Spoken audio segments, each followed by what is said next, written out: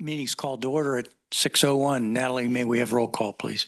Chairperson Phil Goldstein. Here. Vice Chairperson Marty Jost. Here. Commissioner Tom Wood. Here. Commissioner Jeremy Holt. Here. Commissioner Wendy Newland. Here. Alternate Mike Lewis. Here. Alternate Michael Lowry. That's a good lead in. I want to introduce, before we go any further, I want to introduce our newest planning commission down to my far right, Michael Lowry. Michael comes to us with some excellent credentials. We welcome him and throw him into the fire here tonight. Yes. So any amendments to the agenda, commissioners, staff? Hearing none. Determination of alternate voting. We have all the regular commissioners here, so neither of the alternates will vote tonight. Public comment. This is an opportunity for anybody that wishes to speak to address Planning Commission on anything that is not on the agenda. Natalie, has anybody signed up for general public comment? Okay, we have nobody signed up for general public comment. We close the general public comment. We do have somebody signed up for general public comment? Not on my list. Not on the list? Okay. Oh, you signed up for that plus general. Okay, yeah, you're good. Okay, if you could state your name and address, and you have 3 minutes. Appreciate it. Thank you. Is it on? No, there's a red. No. Now it is. Now it is, okay. Hello, my name is Irv Christie. I live at 5821 River Bluff Drive in Timnath. My understanding is that according to Colorado codes, any annexation, rezoning, or planned development overlay meeting all require a public hearing with a minimum 24 hours notice to the public. The Planning Commission agenda that was published last Friday, January 16th, did not provide a notice for a public hearing. Following my email to Town Council and Mr. Goldstein, on Monday afternoon, a new agenda was published and an email was sent at 4:59 p.m. on a federal holiday. Even the hard copy agenda that you provided to people signing in did not have the public hearing listed on the agenda. My question is, in the spirit of transparency and recognizing that Monday was a MLK federal and Timnath holiday, why isn't this public hearing being delayed for 2 weeks to give the public adequate time to respond and provide any comments to this? This seems to be the second time this has happened in a public notice regarding Ladera, and I'd like to see a little bit more transparency and give the public a chance to comment. Thank you. Thank you. Staff, town attorney, I don't want to violate protocol here in the first 5 minutes of a meeting. Is this something in which we could offer some thoughts on? Okay, can we close public hearing first? Yeah, we close. Yeah, thank you. Close General public comment is closed. Thank you.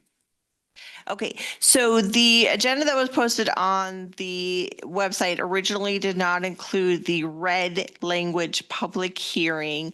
It was modified more than 24 hours before this meeting, which meets all requirements of the Colorado Open Records Act, which requires a 24-hour advance notice.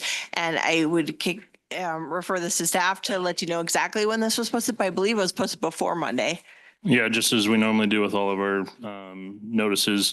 They're mailed and posted at least 10 days in advance. The notices were mailed on January 5th, and subsequently all of those were then published on our website at the same time, noticing that there was a public hearing. They also are included on any email blasts that we have on our development kind of biweekly email blasts for upcoming public hearings. So these items were still properly noticed per our normal standards. Okay, sounds like we were within the law. Yes, we're comfortable that all the legal requirements for notice have been satisfied and that the public has had multiple opportunities to be aware that there's a public hearing scheduled for today. There will also be a public hearing that will be before the town council on, first of all, on January 23rd, and that has been published 4 times in the local newspaper as well. And there'll be a second public hearing as well before council. Thanks, I appreciate you offering those thoughts. The consent agenda consists solely of approval of the December 19th, 2023 meeting minutes. Commissioners, any additions or corrections to the minutes? Anybody? No. Do I have a motion on the consent agenda? So moved. Do I have a second? Second. All in favor, say aye. Aye. Opposed? Consent agenda is approved. Moving on to the business items. The first items we have, I want to offer a brief thought here. We have 1, 2, 3, 4 items here, A through D on the Ladera developments. I have, given the complexity of these issues, certainly, and combined with the fact that we have, besides Vice Chair Marty Jost and I, we've got a lot of new commissioners. So I've asked the staff to go to even greater lengths than they usually do to elaborate on these matters and to explain, and particularly in context, given the fact that we have a citizens initiative ballot issue coming up.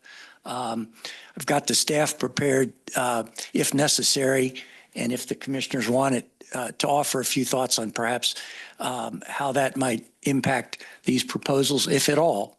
And I also I'd be remiss in not mentioning, I'm sure a town attorney will mention the extent to which some things, Carolyn Wright, may not be commented on under the neutrality requirement. But we'll get to that. We're going to do that when we bring it up here to the commissioners. We're going to follow our normal protocol. Staff will introduce a proposal. The applicant will make their presentation. And then we'll hear public comment where there is some, and then we'll bring it up here. And at that point, if commissioners have questions specifically about those things, we certainly would ask staff to address those things, and I appreciate that. With that, item 6A, the Ladera subdivision filing 2 final plat. Kevin. Thank you, Chairperson.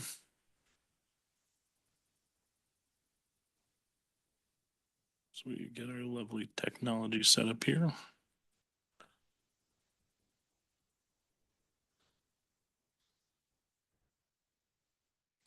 All right, as you mentioned, this is the Ladera subdivision filing 2 final plats. The owner is Connell LLC, applicant is Galloway Company. This is just a quick little snapshot of where we are in the subdivision process. So this is for kind of what we call the first phase of the Ladera development that was annexed back in about 2021. And we had gone through the sketch plan and then most recently the preliminary plat back at the end of 2023. So here we are on the final plat process. Just for a quick reminder, this is the area of that first phase of the Ladera subdivision. It's generally located kind of at the south and southeast corner of Sweatsville Zoo and Weitzel, kind of there surrounded by the surrounding the Florida core. The property is zoned regional commercial with an existing PD overlay, which was amended towards the end of 2023 as well before you all. This proposal is for 12 commercial lots within the roughly 56 acres of developable area. The total area is 64 acres. But that includes the extension of the Weitzel Road. So really the developable area is generally the 56 acres. The lots within this subdivision will range from roughly 1 acre in size to just around 9.5 acres in size, with 8 of those 12 lots generally being roughly 1 acre in size. This final plat proposal meets the open space requirements as they're providing roughly 18 acres of open space, which is roughly 33% of the site. And generally the open space within this filing is going to be more of a natural open space, which includes trails, some seating benching areas, and that's generally due to the existing floodplain, and that's generally on the east side of the site. This final plat is in conformance with the approved preliminary plat. It is basically an identical replica of that. No general changes were made from preliminary plat to the final plat, and then it also is in conformance with the recently amended and approved PD overlay. Staff has reviewed this final plat. It meets the criteria and standards of the final plat set forth in the land use code. And with that, I'll turn it over to Grant for a presentation. Good evening, Planning Commission, new planning members, welcome. My name is Grant Nelson with Ladera and Connell Resources. I'm here tonight with Galloway. We have Stacklot, Kimley Horn, Brownstein. We've got Sherry Connell. Tony Connell was going to be here. Is he coming? I'm not sure if he's coming or not. Will Welsh is here, and basically our whole team is here should you have any questions on this or other presentations we'll make tonight. So we're happy to be here tonight for the final plat. As Kevin mentioned, this is everything not in green, as the previous slide had indicated. We are excited to get the final plat moving so that we can process some of the site plan applications that will be coming into the community. There's actually one of the applicants is with us tonight. As Kevin detailed, the final plat is 12 separate lots that range in size from 1 acre to 12. We have the majority of these lots we have people interested in. So Weitzel, as it extends down, is part of it. The land use criteria, I'm going to hand off to Jenny Romano with Galloway, and she is the engineer of record on the project, and I'll let her handle as I have in the previous 2 meetings. You want me to do this, Jen? Sure. So as Kevin indicated, this is part of the land use criteria. It's consistent with the land use criteria. It's consistent with the zoning map, the land use map. We provide adequate utilities, which Jenny will tell you. We hopefully have mitigated negative impacts. The extension of Weitzel was the biggest improvement as part of phase 1. We believe each of these has been met. And we believe it also meets the town's comprehensive plan, their plans, goals, and policies. So we are excited to move these lots to final plat. So again, if anybody has any questions, we have a full team of people here to answer questions on the final plat. Thanks, Grant. Staff, anything to, Yeah. yes. I wanted to add, I'd like to incorporate for the record the discussion we had previously about the public notice on this item, that the public notice that this agenda was posted with public hearing more than 24 hours before this meeting as required by the open meetings law, and actually published even earlier with the public hearing notice map as one of the agenda items included in the packet, and that there was additionally the other notice that was provided to on the property as required by code, so that all of the requirements of both the land use code and the state statutes have been met as to the notice of this item. Commissioners, any questions about what Carolyn just mentioned? Okay. All right. With that, staff, anything else to add before we open up, see if there's any public comment on this particular item? Anything? No. Anybody signed up for public comment on item 6A, final plat? Irv Christie. Irv, did you want to address this?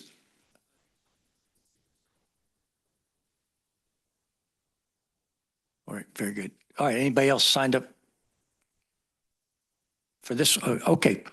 In that case, I'm going to bring it up here. Commissioners, questions, comments? So do you want to close the public? So you've Yes, opened and thank you. closed I the public appreciate hearing? that. Okay. Yeah, keep reminding me. I'm not too proud.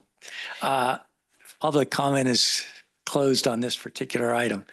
You may only have to do it 3 more times tonight, Carolyn. Commissioners, questions for the staff, questions for Grant Nelson and his team on item 6A. I have a question. Tom. I have a question, Grant. I like your plans and I think it looks really good. But in your plat on page 3 and in the landscaping plan on page 1.6, where the Weitzel Street comes down to County Road 5, are there any accommodations for future intersection modifications if we decide to put a traffic light there or anything else? Is there anything in the plan that would allow for future intersection improvements? In the plat document? Either in the plat or the landscaping. The landscaping shows all the trees. The plat shows us 120 feet width all the way to the center line of the road. Okay. But I was just curious if there's anything included, should we make future improvements to that intersection? Not that I know of, and this may be a better question for staff, but I believe we designed it to meet the criteria that we were asked to meet at the time for design and landscape. We've got our landscape architect here and our engineer here that can answer the question differently or answer it better than I have. But I'm not sure that we were designing it to any other standard other than what we were asked to at the time. Tom, okay if we lob this over to staff? Okay. Justin, Don, anybody, Kevin, any thoughts on this? So Tom, what sheet are you referring to? Yeah, if you look on sheet 3, which is the plat, or sheet landscaping 1.6, where we come to the intersection of County Road, if they decide in the Yep. future to put in traffic lights, to put in improvements to expand that intersection, is there anything that we need to be showing either on the plat? We just show the right of way there. Yeah, so the signal would fall within the right of way, so there isn't needing to be anything done differently for right of way. If for some reason there would be or signal at that intersection, which I don't believe there's the warrants for it just because of the proximity to Kechter, there might be some landscaping that would get torn out in the future. But I could let engineering kind of speak more to that, that the spacing's just too close to have another signalized intersection there. But all the improvements are within the right of way that will be there and has been dedicated as part of this. And yeah, it's just if anything does change, some landscaping might have to change in the future, which is common for any kind of phase development. Okay. Eric, did you come up there? Eric, did you come up there to address this or? Okay, Just- I didn't realize engineering jumped up with me. Yeah. I came up if needed. I mean, from a It's plat, Eric Furman. Eric, as Kevin indicated, the right of way that's establishing on the plat would support the ultimate configuration of that intersection, which would be part of their future plans, be part of the transportation study they did, shows what improvements would be needed at that intersection. And were it to go to a full 4 lanes at both directions, the right of way on the west side is there with what they platted. Okay, thank you. That's all I had. That's it, Tom. Who's next? Nobody else has any other questions on this one? Okay. Saving them for others. Okay. All right. Staff, anything else to add? Carolyn, anything? Nothing on this one? Okay. Very good. So do I have a motion on item 6A, Ladera subdivision filing 2 final plat? Motion to approve item 6A, Ladera subdivision filing 2 final plat. Second? Second. We have it's been moved and seconded to approve it. Item 6A, all in favor, say aye. Aye. Opposed? Motion carries on a 5-0 vote. Business item 6B, resolution for annexation for property known as Connell Annexation 3. Kevin. Thank you, Chairperson. And I will do 6B and 6C together as both of them go hand in hand, as one is the zoning of the property associated with the annexation. Well, I'll leave 6C to be its own presentation and discussion after the fact. Thank you. So as you'd mentioned, this is for annexation of what is known as Connell Annexation Number 3 and zoning of the property. The property owner is Connell LLC, and then once again, the applicant is Galloway Company. So this is where we are at generally with this development stage. We're at the beginning, kind of there at the annexation and zoning stage for the property. This annexation, the location is now the remaining surrounding areas, kind of what we call Ladera Phase 2. And this consists of 2 parcels and adjacent right-of-way totaling roughly 188 acres. In size, currently within unincorporated Larimer County. As I mentioned, the rest of this property is generally located at the northwest corner of Kechter and County Road 5. This annexation petition has been reviewed against and complies with all applicable local code requirements and then Colorado revised statute requirements. With this annexation, I will point out that this annexation does contain a gravel pit slash asphalt plant that is currently in operation. The annexation of the property does not transfer any responsibility of previous permitting or agreements to the town. That asphalt plant, gravel pit had to go through a special use review within Larimer County. The conditions that are associated with any of those permittings does not actually transfer to the town since that's a county process and a county approval. So nothing that was determined by the county when this became into operation does not actually transfer to the town. Since it is coming in as a gravel pit slash asphalt plant, it does become a legal non-conforming use under our land use code. And if it were to change its operation, anything along those sorts, it would have to then fall under our code criteria. In our code, we do have a use in our regional commercial for resource extraction, which is essentially a gravel mining pit operation, which is a conditional use. So if they were to expand, change, or do anything different to the operation of that current legal non-conform or what would be a legal non-conforming use, they would then have to bring it into code compliance within our town, go through the conditional use process for any modifications to that use. And then along with that, the final reclamation of the property would not become the responsibility of the town by annexing the property. The mining permit was issued and is overseen by and administered by the Colorado Division of Reclamation, Mining, and Safety. So any annexation of the property does not transfer any reclamation responsibilities to the town. The landowner would still have to continue to be responsible for reclamation, and then the state actually holds an escrow deposit to ensure that the reclamation is completed. And then typically any development would not occur until portions or all of the property has been reclaimed and satisfied to the state requirements. With this annexation, as I mentioned, they are proposing the base zoning to be regional commercial, which is in compliance with our comprehensive plan designation for this property, which is employment regional commercial. So they are in keeping line with that comprehensive plan designation. Staff has reviewed this annexation and has found that it met Colorado revised statute requirements and it meets town code requirements. So with that, I will turn it back over to Grant for presentation.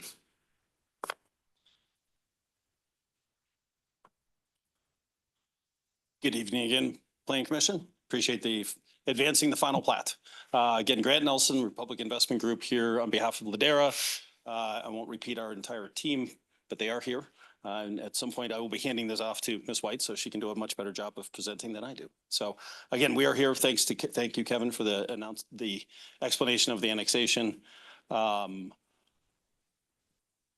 We are now annexing or asking to annex the green area, that the remaining 188 acres that we have as part of the Connell property.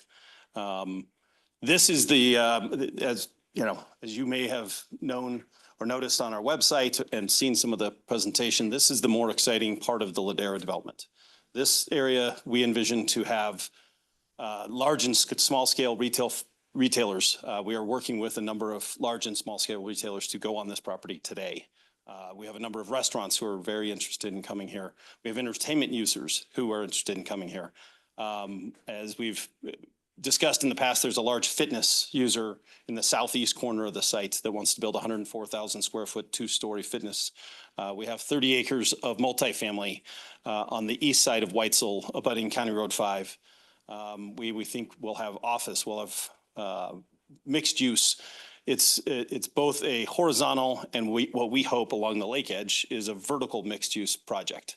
So we're really excited about this. We really want to get this phase of the project moving along.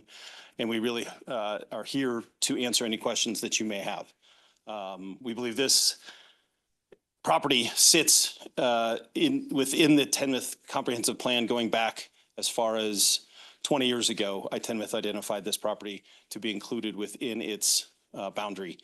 You can see it down in the southwest part of the community there. At full build out, Ladera will increase the commercial space within the town by over 123%. It will add almost 400,000 square feet of retail. We believe that the remaining components can add another couple 100,000 square feet. The multifamily should be close to 600 units. Economically, this site provides a great opportunity for the town and the community. Property taxes at full build out will be over $10 million per year.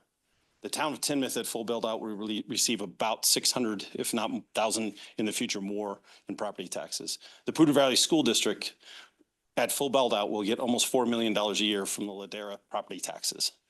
The sales tax that will come off of the retailers that we draw in, we believe will be over $200 million in the first 25 years. So we believe it's a really significant impact to the town and the users, the uses, the exciting components of the project that we believe we can bring through this phase. So at this point, I'm going to hand it off to Carolyn White, who can explain why we're here.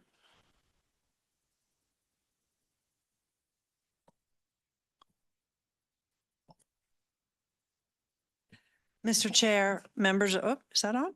Can Yes. you hear me? Okay. Yeah, you're on. Mr. Chair, members of the Planning Commission, town staff, and members of the public, my name is Carolyn White. I'm Land Use Counsel for the applicant for the Ladera project.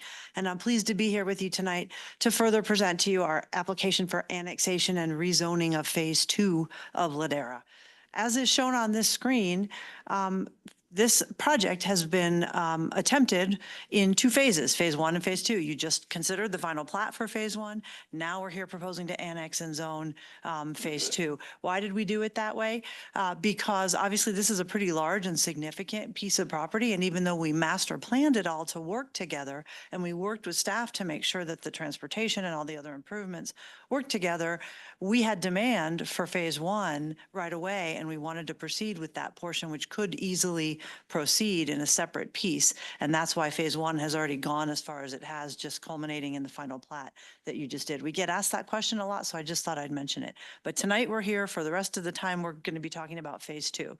And Phase 2, we're going to be proposing to annex 188.5 acres. And it's that green area right there on either side of Weitzel Street, as you've already seen several times.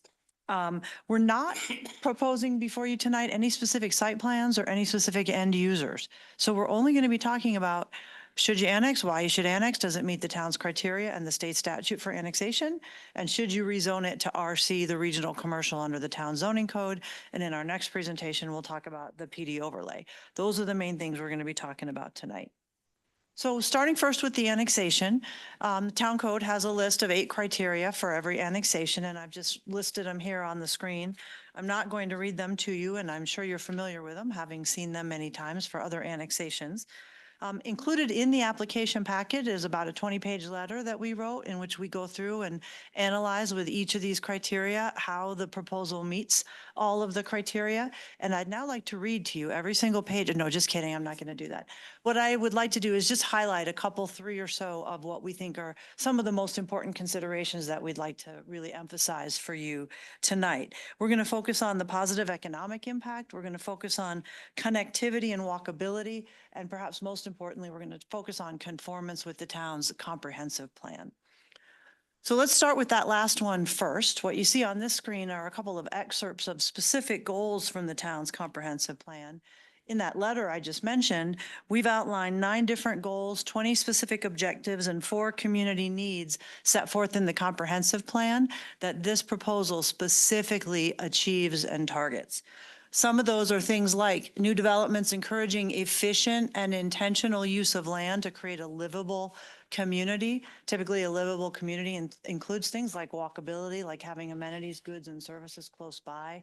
You've probably heard that phrase, the 10-minute community or the 15-minute community, where everything you need is within close proximity, and that's exactly what is being proposed here. We also talk about new commercial and industrial development in appropriate areas to create an economically sustainable community. That's one of the goals and objectives in the comprehensive plan. And as Grant mentioned, and as I think staff mentioned, this property has been designated in the Timnath comprehensive plan as regional commercial and designated as an ideal location for this type of intensive regional commercial development, at least since 1984, so for a very long time. One of the other criteria is that it doesn't prohibit you, preclude, or make it harder for the town to annex other properties that are shown in the town's growth management area. And so here we're showing the project area adjacent to the town's limits, just to illustrate that it does not do that, and in fact begins to close the gap for some other properties that are also identified in the town's growth management area. So it meets that requirement as well. We're going to get into more detail about connectivity and mobility when we get into the site planning phase of this and when we get into the preliminary and final plats. But we wanted to talk just a little bit about that because the mere fact of co-locating these different types of uses in the same location on the same property, in and of itself really lends itself to the opportunity for more multimodal transportation opportunities. And so just clustering all these uses together is going to create the opportunity for more multimodal connectivity. And then we also have already begun to look with staff at designing the project so that we will be connecting this area to all of the other areas around it, both with roads and with trails and sidewalks, as well as creating significant connectivity internal to the project itself. There will not be additional costs or burdens to the town to provide facilities, as you see in the economic summary that Grant provided and the full economic report that has been provided for the town. This project will pay to the town and to the other taxing bodies in the vicinity significant impact fees, use taxes, property taxes, and sales taxes sufficient to offset the demands that it might create on town services. So it will not create an unnecessary burden. It otherwise complies with all the annexation application requirements, as was mentioned by staff, both in the state statute and in the town code. Zoning of the property will be considered concurrently, and so it meets that last criterion as well. And there will be an annexation agreement with the town fulfilling the last requirement for the annexation. So that's the annexation component of the presentation. I'm doing this combined with the zoning. So let me speak briefly to the request for zoning to regional commercial. Staff already really covered that quite a bit in both the staff report and we've also covered it in our letter. But just to highlight a couple key things about that. This area has been designated as RC Regional Commercial in the town's comprehensive plan for a long period of time. It is a very appropriate location for this type of use, given its proximity to I-25, its distance from existing single-family detached residential development within the town, and the ability for this type of use to be easily accommodated in this location with sufficient infrastructure to support it. The criteria for regional commercial, you've got, I think, 7 of them in the code, or the criteria for rezoning, excuse me. Unlike the annexation criteria, these criteria are an or, so you don't need all of them. You just have to demonstrate that you meet one of them. We've actually highlighted several of them that we think are applicable here. I note that the staff report overlaps with us a little bit. They highlighted one specific one, namely bringing zoning of land into conformance with the future land use designation in the comprehensive plan, which is, we're talking about rezoning criteria. Technically, this is an initial zoning because it's not in the town yet, so it's not zoned under the town zoning code, but the criteria are the same either way. So bringing it into conformance with the comprehensive plan is probably the strongest justification here for rezoning it to RC, but there are several others that potentially apply as well. So, as was alluded to for just a moment earlier in the staff presentation, we are going to speak to you briefly a little bit about the mining and asphalt plant activities that are occurring on the property today. These are not technically relevant to any of the specific criteria, but we know that a lot of questions have been asked and may be asked yet tonight by some of you or members of the public. And so we wanted to just put a little foundation out there of some of the fundamental information about what's happening on the property today, how that might change, which it won't if the property is annexed into the town, And to echo some of Kevin Cobal's comments earlier, to emphasize that there are no circumstances under which the town would ever have any responsibility or liability for reclamation of this property. So with that, I'm going to hand the podium over to Mr. John Warren, who is the president of Connell Resources, which for the record is a separate and distinct company from Connell LLC, which is the applicant for the Ladera presentation. And he's going to just give you a little bit of an overview of that mining and asphalt operation, what's happening, what kind of permits are in place, and what's going to happen in the future. John?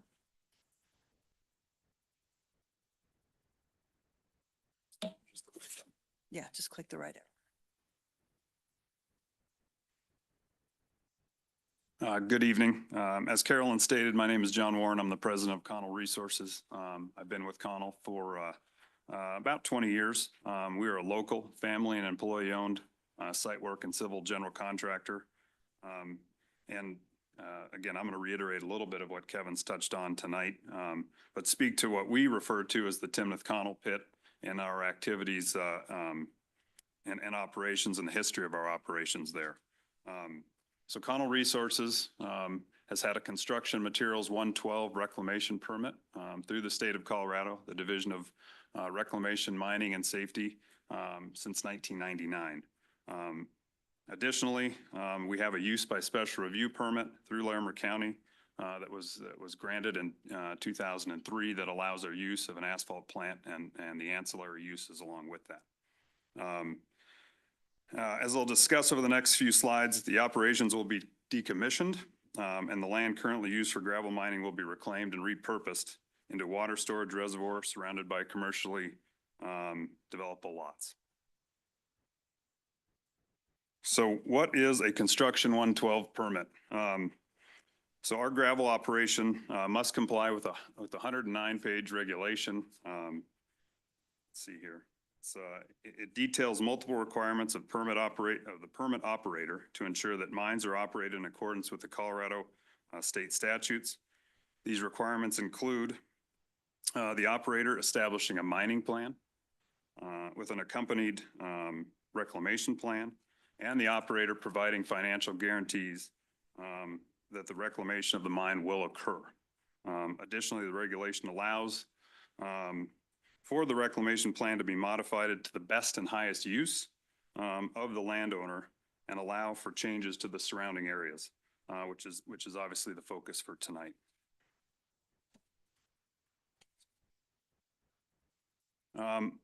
Most of these modifications as we go through are done through a process called technical revisions, which is outlined in the regulations, and I'll discuss further in the coming slides as well.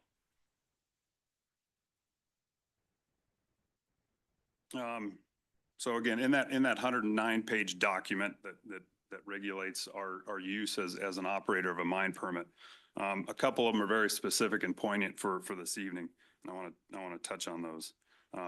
So the first being Rule 3.1, and it states in consultation with the landowner, where possible, the subject to approval of the board or office, the operator shall choose how the affected land shall be reclaimed.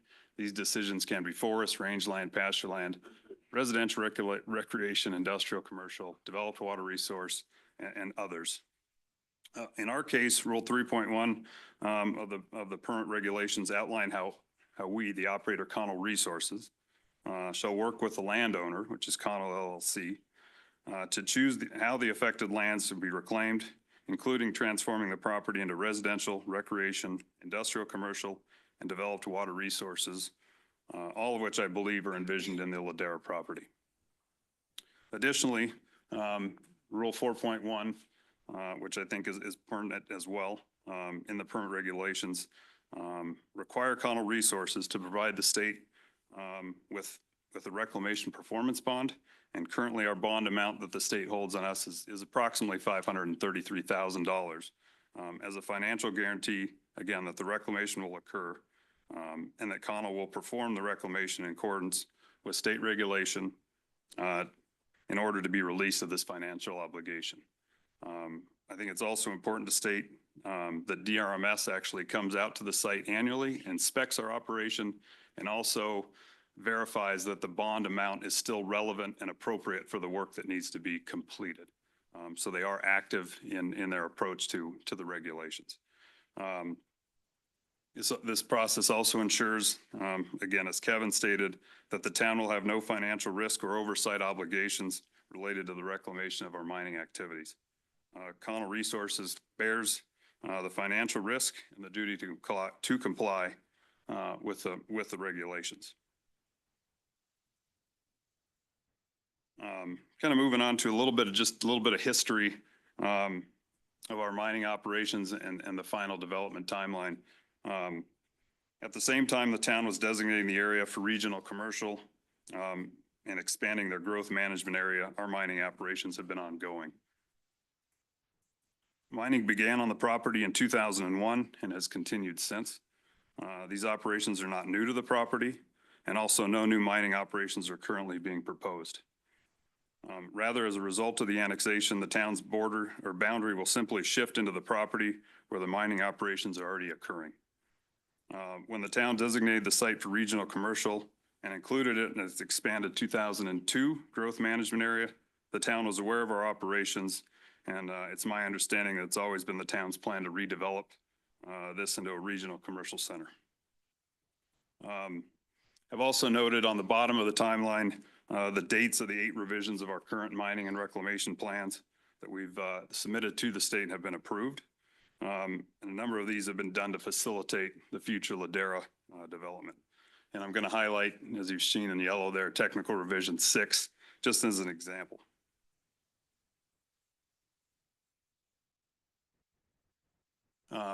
So again, as I mentioned previously, the 112 permit regulates how the landowner and operator modify the reclamation plans throughout the life of the mining.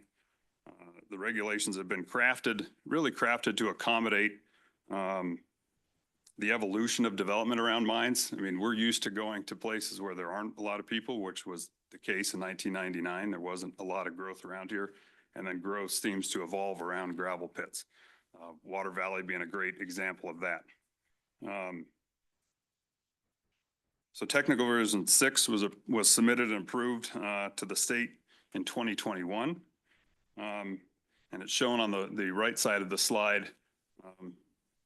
It reduces the size of the reservoir from what was our original reclamation plan.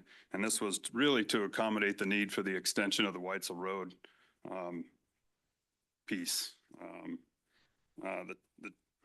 The technical revision was really done in concert and in partnership with the town. And it was partially as a result of the surrounding infrastructure changing.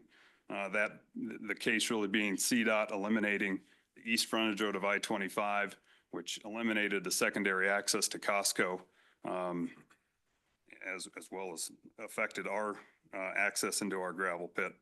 But it also provided, the Weitzel Road provided quite a bit of relief for what was becoming quite the traffic extravaganza at Weitzel and Harmony Road. And through the prior annexation, I think, is this 2, annexation 2? This 3, excuse me, annexation 2, pardon me. The town has already annexed a portion of our gravel pit.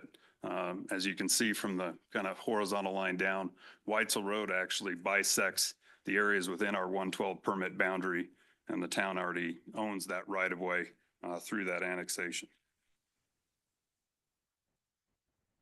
And last, just to give a little bit of relatability to other towns and a little bit more on gravel mining. Connell Resources operated, mined and reclaimed 37 gravel pits completely in our history throughout Colorado and Wyoming.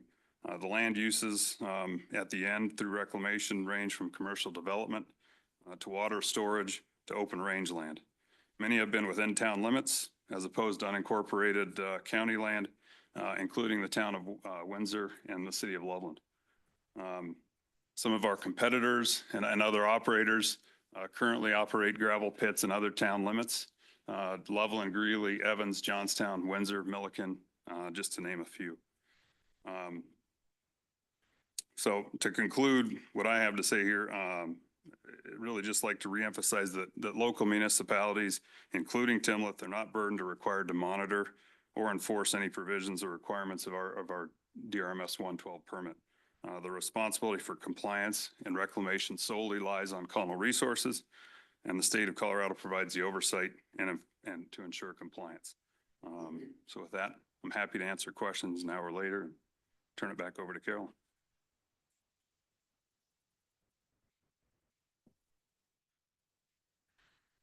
Thank you, John. Well, I'm just here to conclude and wrap up, and in doing so, I just want to make a couple quick points. One, as mentioned, there's no scenario in which the town would ever have any liability or responsibility for the reclamation or the oversight of the existing gravel pit and asphalt plant. All of that responsibility lies with the operator and the state, and there's a financial guarantee in place to make sure that they do it no matter what. The other point that I would like to make, I think is probably self-evident, but that is if the desire of the town is for the gravel pit operations to cease and the asphalt plant to cease, the best and fastest and strongest way you could do that would be to approve development there instead, because then there's an alternative for what that site could be used for, and there will create a significant incentive to the property owner to do that.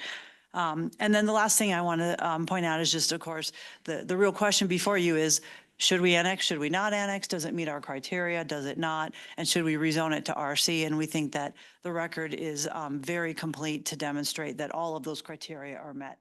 So with that, we ask for your favorable recommendation for annexation and rezoning to RC. And we have our whole team here ready to answer questions for you following public comment.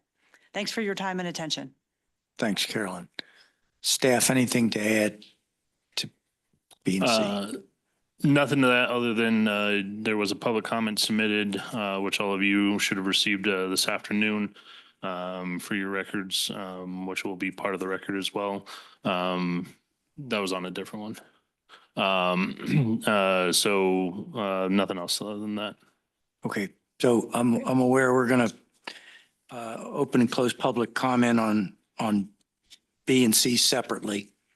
So at this Correct. point, I'm first going to open public comment on item 6B. Anybody signed up to speak on 6B? Irv Christie. Okay. Irv, same thing, 3 minutes. Appreciate it.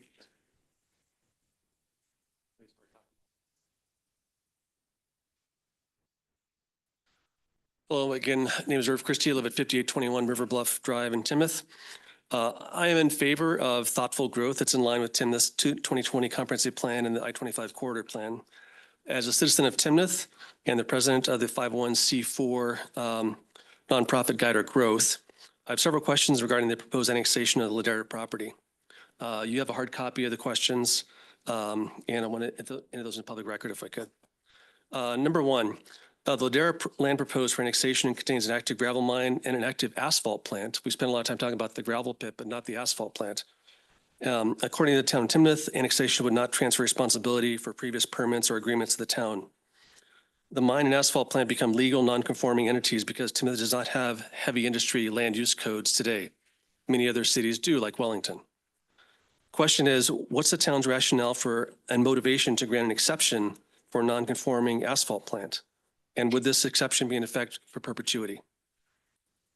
Fact number two, the proposed annexation agreement does not address significant issues or concerns related to road improvements, sales tax exemptions, or the mining or asphalt sales tax, terms of planned development overlay, or the new business improvement district taxes that are in place.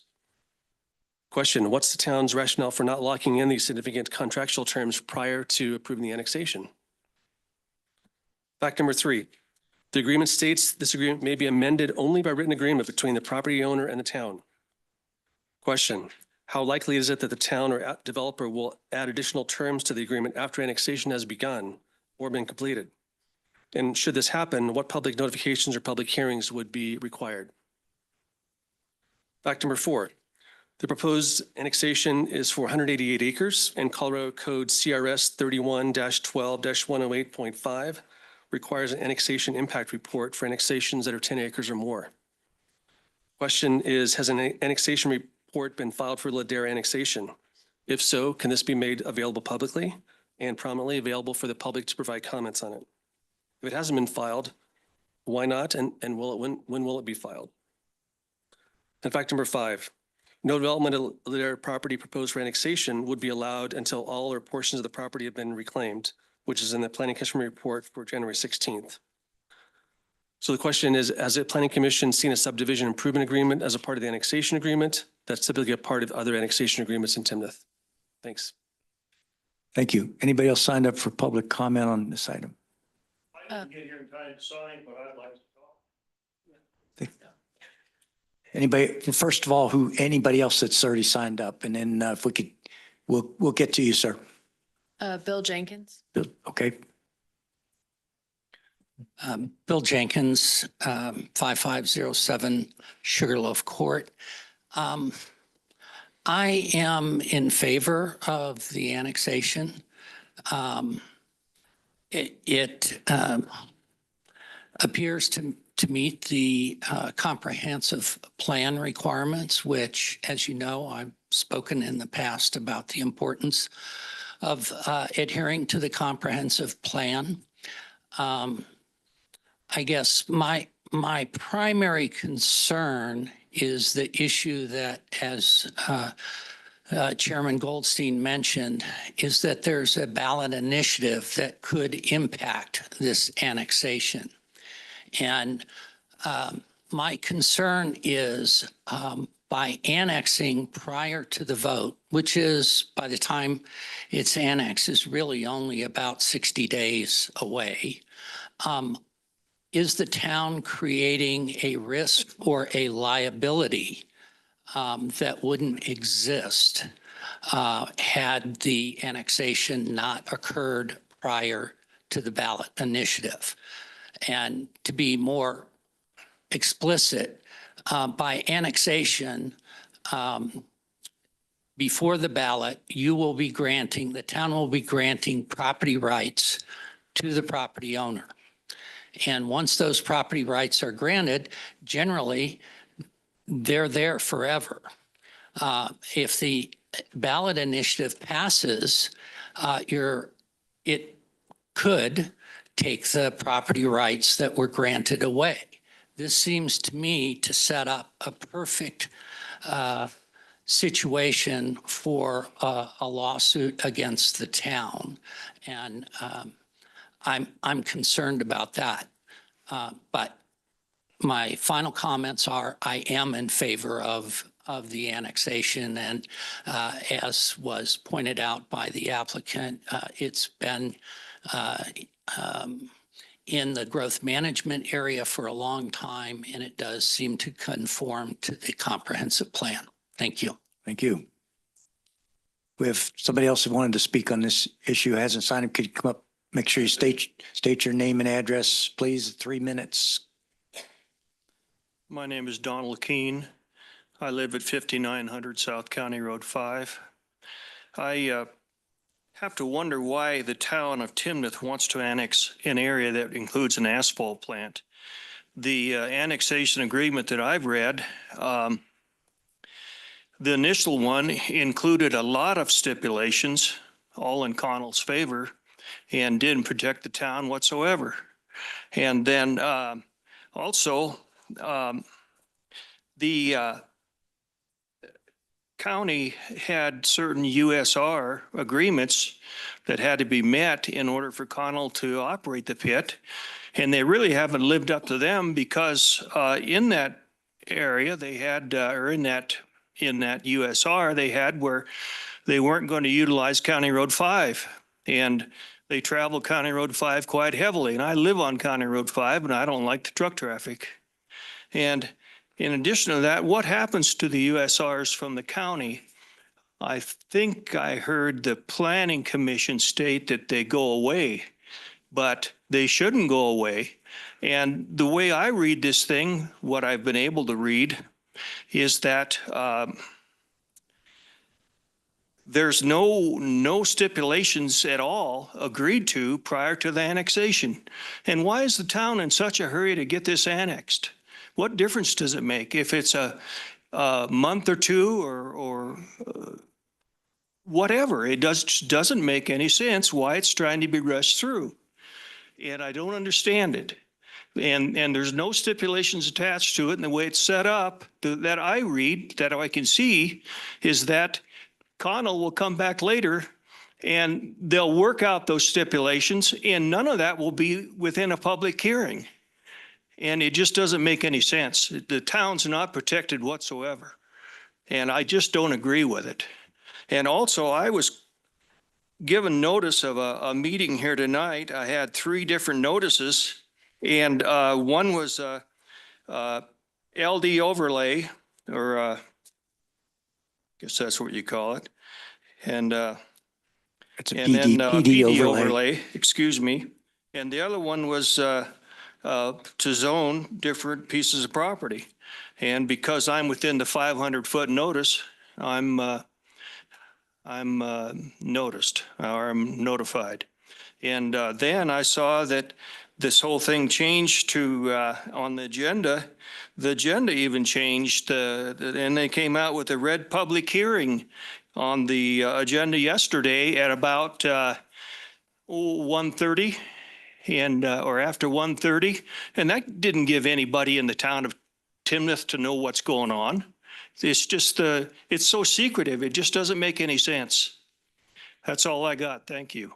Thank you, Donald. Natalie, anybody else?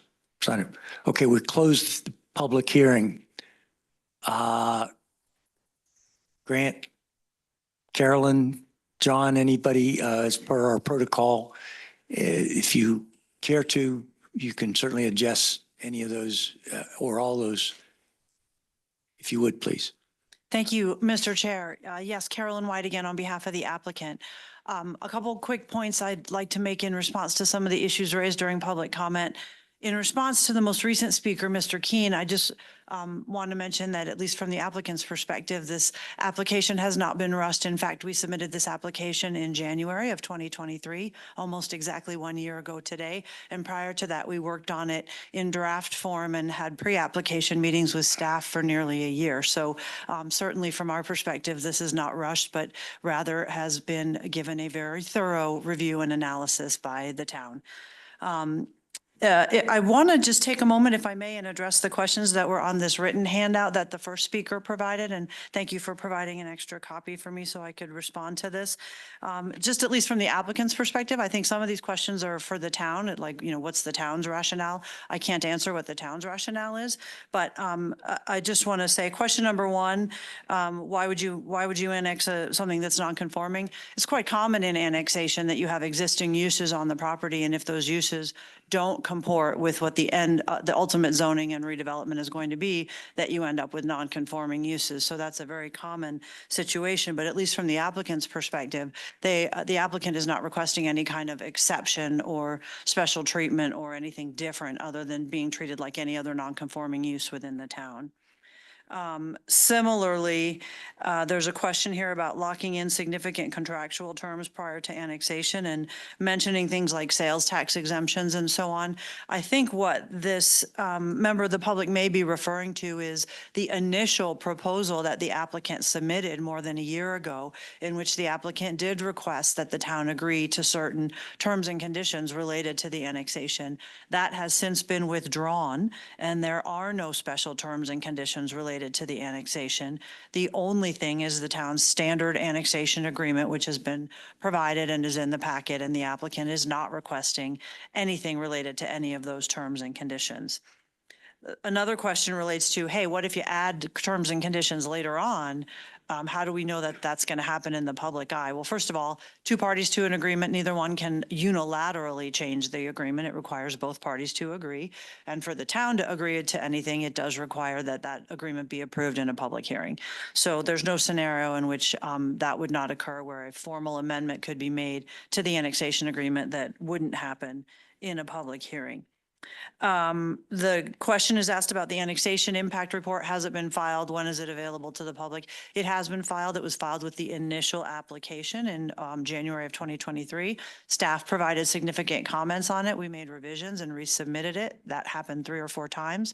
And the final version is part of the complete file with the town, and actually is part of that 20-page letter that I referred to earlier. So it's in the file. It's available to the public, and that requirement has been complied with.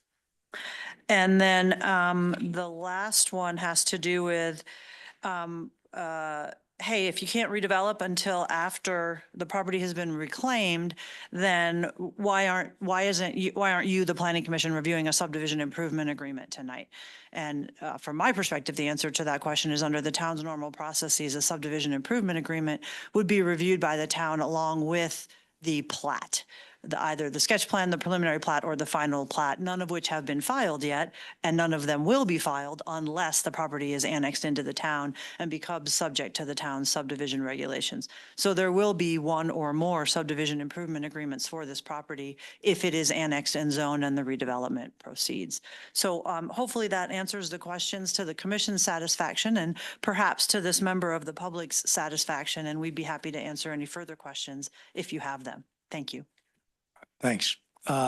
Staff, Kevin, something I take it you wanted to add? Yeah, I just want to clarify, for the impact report, actually what the applicant submitted was an assessment report, which is part of our criteria, per the state statute requirement that's being referenced. There is an impact report that the town generates, and that is what it gets sent off to the county and other special districts such as the school district, water district, sewer district.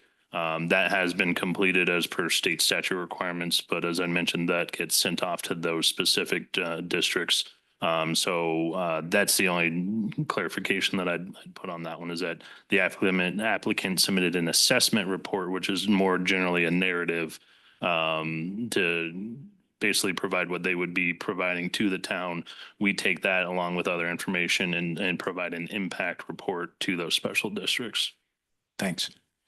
And Carol.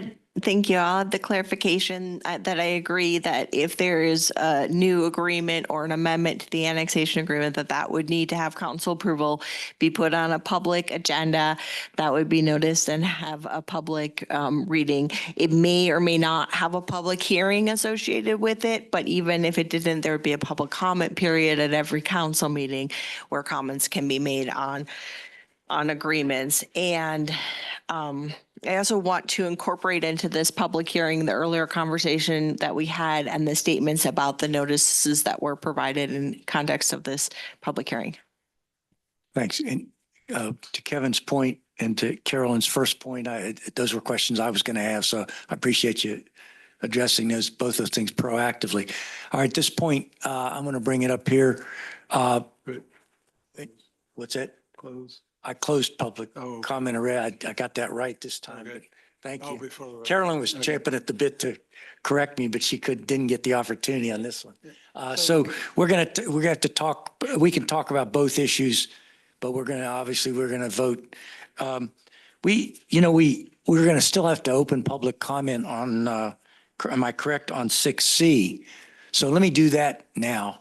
Actually, when you go, I think you could go ahead and take a vote on 6B if you'd like, and then move to the public comment on 6C. Yeah, I got a feeling. Anybody No. signed up specifically for, Okay. if I might, Carolyn, You can modify, yeah. anybody signed up specifically for 6C? We do. Okay. What, staff, any preference? I don't think it matters to us if we do either one.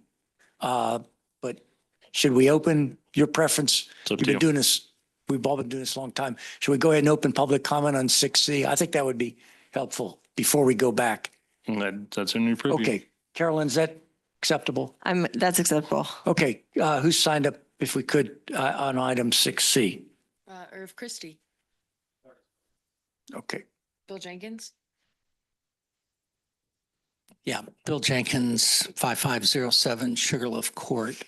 My only comment about 6C is it makes sense to zone that property as regional commercial. It would not make sense to zone it otherwise unless you zoned it industrial.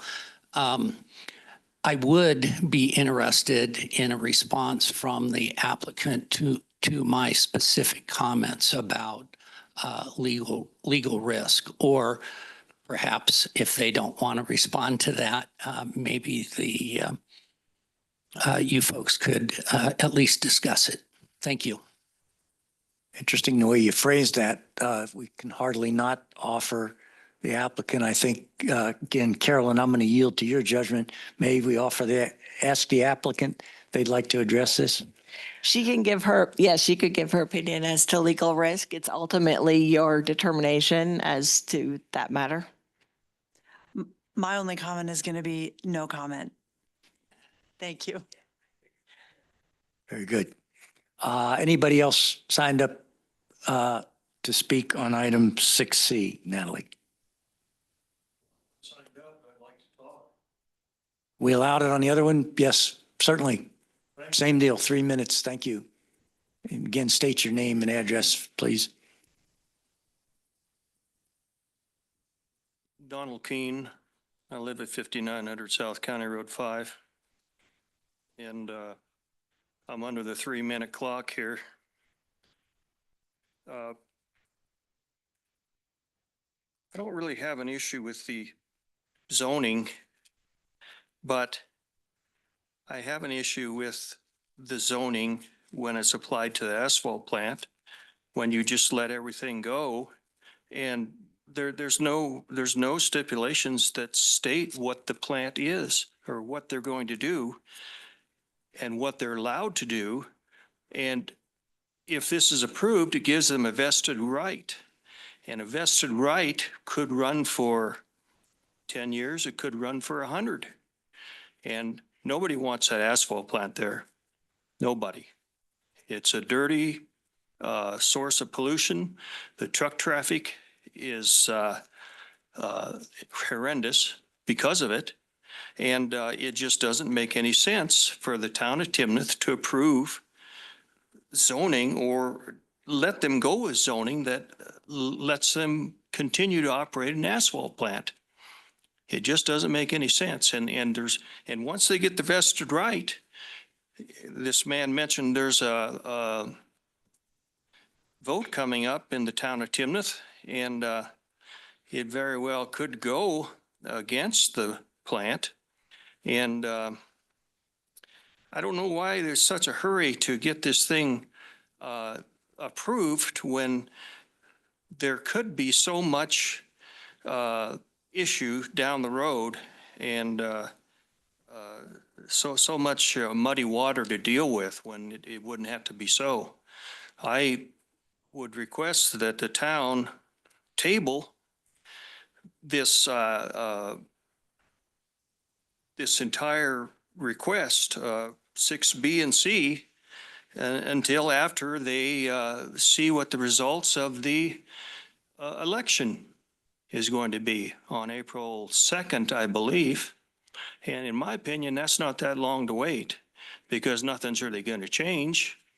It just would clarify clarify the status of what the people in the town think and give them a chance to express their opinion and not just have it expressed and not just have it decided by a few in here. And why I don't understand the rush. Again, I don't understand the rush from the Planning Commission and so on to get this thing done prior to the vote. It just does not make any sense. My 3 minutes is up. Trump couldn't have said it in 3. Biden couldn't have said it in 30. But anyway, thank you. I won't go there on that last part, but on the initial specifics, Carolyn, again, I'm looking over to you. Is this something we might lob back to the developer? Something you want to address? And again, it's your call. Okay, so I think we certainly, as a practice, always allow the developer to make a response to comments. So I think that would be the next item on the agenda, and then we'll be happy to comment. Carolyn? Thank you, Mr. Chair. I'm also not going to speak to any potential pending election or initiatives. I think the only comment I really want to make in response to the public comment on this matter is the question of timing, which I referenced earlier. Certainly from our perspective, nothing is being rushed. In fact, it's taken a considerable and appropriately thorough amount of time. And this annexation has been a long time coming. The rezoning that goes with it has been a long time coming. And so our schedule stays the same regardless of what other things are happening in an ancillary way. And I guess the other point I would make, reiterate, is the one that I made earlier, and that is there is an asphalt plant and a mining operation there today. And if this property is not annexed and zoned, then there will for sure be one there tomorrow. Thank you. All right, we've now closed the public comment on, I'm sorry, anybody else signed up? No, good. Okay, we now close the public comment on 6C. And staff, Kevin, anything else to add before I bring it up here? Okay. And I'm just going to say that we will incorporate into the record of the public hearing everything, since it was a combined presentation of both staff and the developer. They're both going to be entered into the record for both items 6B and 6C. Very good. For Thank the you. public hearing. Okay, commissioners, questions, have at it. Wendy. Is it on? Yeah. Now you're on. First of all, I have three things. Really appreciated the public comment, the thorough questions, and very much appreciated the thorough answers from staff and Carolyn White and John Warren. It's much more interesting than reading through the packet. And I learned a lot. I am curious about Mr. Jenkins' question. Are we allowed to ask for an answer? What I will say is that this application has been treated as other applications. Rather than, instead of being rushed, we would have been slowed down if we wanted to delay this.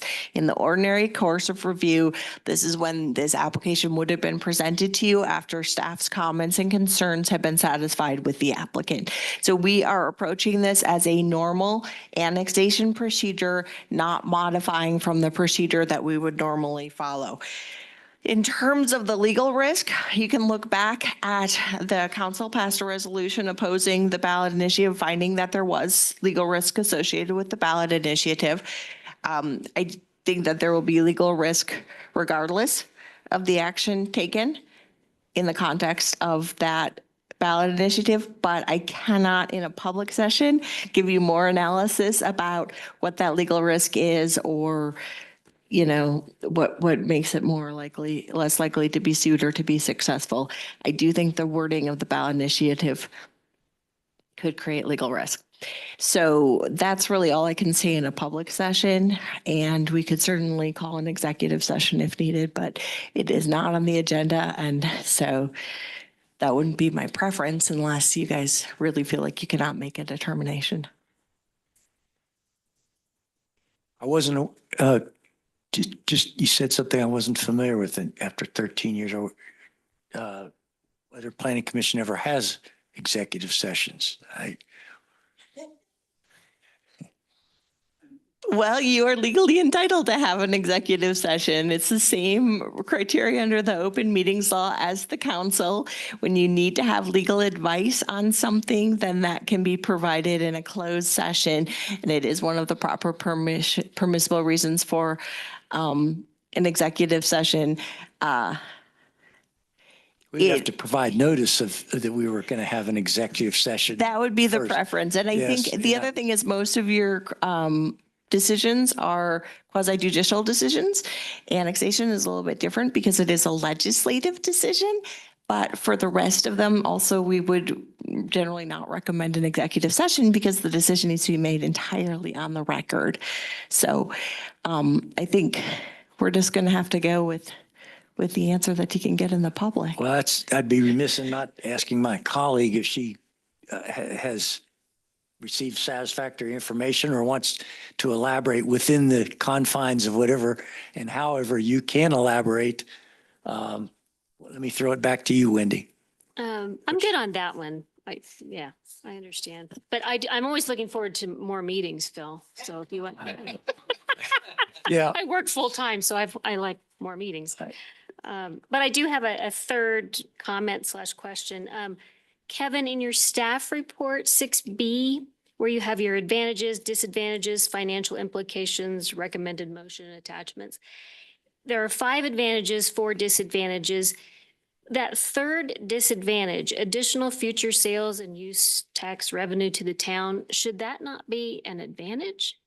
Oh, you are correct. That was a misplace. That's,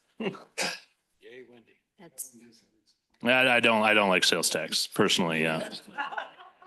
That's, I don't like to pay sales tax. that's a good catch. I believe Commissioner Holt also caught that one too. Am I correct? Judging by his reaction. You have another one? That's it? no further questions, Your Honor. Okay, let's go down. Wow, did you hear that? I can jump in. if that's Jeremy, fine. yeah, by all means. Only because I'm not an expert on reclamation. What would the timing and what it would look like, the reclamation of that asphalt plant, since it seems like Carolyn mentioned the sooner we get this through, the sooner that asphalt plant's out of there. So what does that look like?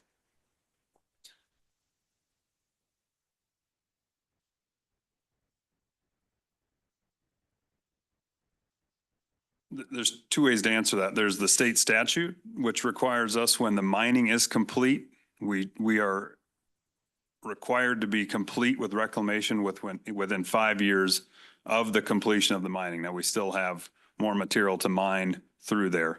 The other answer to that is we reclaim as we go. So again, around Weitzel Street, all of that has been mined and reclaimed, reseeded. It's growing. A portion of the reservoir liner on the west side between I-25 and what will be the future water storage reservoir has been completed. So we probably, again, I'm guessing, but at maximum, it would take us 2 years to reclaim the rest of that property when we decide to go do that and when we've expired all the resources out of there. Is that a fair answer? Yeah, 100%. I think let's stick on the timing aspect of it. I mean, what is your amount of materials? What is your run out till your mining is complete? It's completely market conditions on that. So it's difficult to answer. Hard to say, but we have definitely have at least a couple of years left. Could that, if things boom, could that be shorter? Yes. If we go through another stretch of the 2008 to 2010 could last longer, right? I mean, those are really where it's difficult to say from an economic standpoint. Okay, fair enough. If I may, Mr. Chair, just add one thing. Yeah. You asked about the timing in relation to the asphalt plant, but I think John actually answered in relation to the gravel mining. Two separate but related and connected things, right? Yep. The gravel mining is obviously in the ground. Sure. The asphalt plant is mobile. Got it. So it is not linked necessarily to the same timeline from a physical standpoint, right? It could move anytime, but it's not going to move until the gravel mining is complete. Does that make sense? Yep, makes total sense. So they'll go one and the same. Yeah. Got it. Yep, that's my question. I'm sorry, we've closed the public comment. Please, I know it doesn't seem fair, but please understand. Other questions? Tom, you got the microphone on. No, I'm good. You're Marty. Okay. Michael? Mike? Okay. Marty. So I guess a procedural question first. So we're asking questions on just B or B and C? B and C, but we're going to Okay. go back and vote So- separately on them. C in the packet had a number of variances in there, and so did D. Are we considering those as a part of item C and D? So 6, I'm sorry, I'm pulling it up. Pages 70s, 80s in the packet.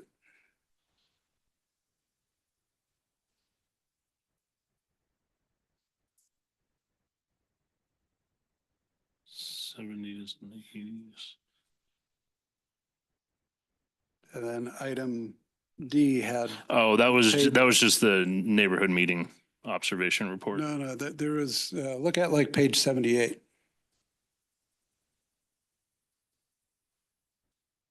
Yep, I'm looking at, that's actually part of their observation report Okay. presentation. That's just part of their record for their Okay, observation. and then D had some tables with all of those plus some others. Have those already? Are you talking 6D? Yes, Yeah, we haven't gotten to that one yet. but those are variances that are considered that were just covered. We're not Yes. deciding those in C. No, not in 6D. So their neighborhood meeting was a Yeah. combined for the rezoning and the PD Okay. overlay. So, So we'll it's talk- just, it's part of the record for both since it was Okay. combined. But we'll talk about those in detail. Yes, we will when talk we get to about D. those in the next Okay. one. Okay, Yes, just to clarify, the two actions that you would be Yep. voting on is 6B is whether to annex the property or not. And 6C is whether to have it have an underlying zoning of regional commercial. Those are the two actions right now. okay. So, few questions in this is kind of keying off of what, going a step further than what Jeremy was going is if operations are continuing for a couple of years and then the reclamation is a couple of years, why are we doing this now? I think John can hit on this a little bit more than I can. So they can reclaim parts of the property as they go within it. So like, for instance, the Weitzel Road technically has been reclaimed. It was part of the mining permit that they had. And since it got turned over to a road, it's been reclaimed to its final use. So there's the ability for portions of the property to be reclaimed for the development as it goes. And by state statute, you have to annex all of a property that's in the same ownership. So we can't annex portions of the property as we go. So we have to annex the entirety of the property. So even if they reclaim portions of the property, here in the next year, they'd have to subdivide, go through a process within the county to then have us be able to be eligible to annex any portion of a property to then be, subject to development. So there is some layering that I believe they can do. I think John can kind of touch on that a little bit more if he wants to correct me on some things, but there is the ability to actually kind of reclaim and develop as we go along. Can I add to that real quick? Just to make sure. Put your microphone on. Sorry about that. Was I clear in hearing that you can't, even if we annex this, it gets approved, they can't start building anything on it until the entire property is reclaimed? Is that correct? No, that's what I was saying. You can reclaim portions of it, Just and I think John portions. can all right. clarify that a little bit more. Yes, that, you're correct, Kevin. Through the statute, it allows us, as we reclaim portions of the property, we can go for a release of just that portion. So it is allowed, as you've stated, so. Yeah, so in that example of what I was referring to, so the north and east of Weitzel is part of their mining permit. They have slated for potential, some commercial and potentially multifamily. They could reclaim that as part of this, have that released as part of it, and they're able to develop while they're still having the east and the south side of Weitzel still under their mining permit and continuing that operation. So it just allows the development to continue as they have that ability, just because we can't annex portions of a property under the same ownership. The other answer, which goes along with it, is development takes a long time. It's the gestation period of elephants times 5, right? It's a really long period. Annexation at this point allows us to convey to those interested that we are moving this forward. We are going to move the asphalt plant. We are going to stop mining at some point. It allows the users to know that we're doing it. The fitness user right now is really excited about moving forward. But for us to move them forward, we have to annex, we have to zone, we have to move the property forward. So, and none of this does happen overnight. It is, as Carolyn said, the faster we annex, the faster it gets moving. But fast in real estate terms is a slow term. So I worked with John 17 years ago to extend the sewer line up out of Windsor for the Walmart. And that seems like a long time ago, but we'll probably still be working together a long time from now, because this project will take a long time to develop out. So hopefully that adds some color to what you're thinking or asking about. Thanks. Sure. So, yeah, go sorry. ahead, Mike. Just a follow on to that as well. So we're saying then that if we annex this property into Timnath, this path is set. The asphalt plant will be going, the gravel, yeah, it's not going to change at any point and say, no, we're going to keep it. Yeah, the path is set. Yeah, I mean, the asphalt plant is there currently, but you know, John and Connell Resources are working to relocate the asphalt plant. And that is in the near term to relocate it, if that's fair. Appreciate it. Thank you. Are you still on the clock here? Yes. I didn't know I was on the clock. So just wanted to clarify one point too, that just to make sure that if it is annexed in, it basically, you know, there's as it's currently operating is grandfathered in essentially. But if there's any changes, you know, at all, then it has to be made in compliance, which is a big, Yeah. which is a way of saying there's not going to be any changes because nobody's going to go through that. Correct. So we in our land use code, we have a whole section on legal nonconforming. And basically, if you try to expand a legal nonconforming use, it's not allowed. So then they'd have to go bring it into conformance, which is a conditional use permit. Like I said, in our land use code, under regional commercial, we have resource extraction. And the definition of the resource extraction is essentially mining. So they would have to go through that process. So anything that would change with the existing use of the property would trigger that requirement. So that's another reason to kind of keep status quo from that. I mean, it's almost, it's not kind of apples to apples, but it's similar, you know, in our business zoning district, which is predominantly Main Street and Old Town. We have in our land use code that there's no new single family residential. And if by driving up and down Main Street, you see there's a lot of single family residential fronting Main Street. Those are all technically legal non-conforming uses. So if somebody wanted to build a new single family dwelling on a property that's zoned business, they'd have to rezone or go through some different steps because that use is no longer conforming to what the code is. Okay. And then I think one of the last questions, there's a number of these that got answered along the way, but one of the questions asked, and the answer was pretty thorough in how changes are made, but are there any material terms in the annexation agreement that are not in there yet? That would be like normal small changes afterwards, or? No, so this is our standard annexation agreement. You know, as Carolyn White had mentioned, there was an initial ask, and as we got through the process, they removed their asks from the annexation agreement. So any type of annexation agreement terms or conditions, you know, that would be proposed would have to go back through, you know, a council hearing to have that done. Anything like that, there's not an administrative allowance for any changes like that after the fact. And typically with any type of annexation agreement, with it being our standard boilerplate agreement, there's really nothing to add in or change from that standpoint because it's just essentially talking about the bare minimum of bringing it into the town. A lot of municipalities actually don't even do a standard annexation agreement, like Fort Collins doesn't do that anymore. So any other thing would be part of typically the subdivision improvement agreement or anything like that as we go through the process.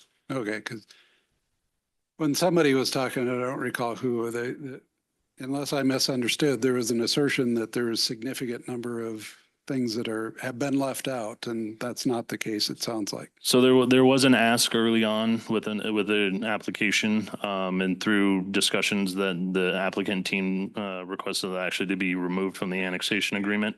Carolyn, I don't know if you want to touch more on that. Yeah, so the recommendation is to approve the annexation without any special terms and conditions. And so any subdivision improvement or other agreements will be dealt with later in the process and are not a part of this process. There really isn't a procedure to later amend the annexation agreement after the annexation is approved. Mhm. Okay.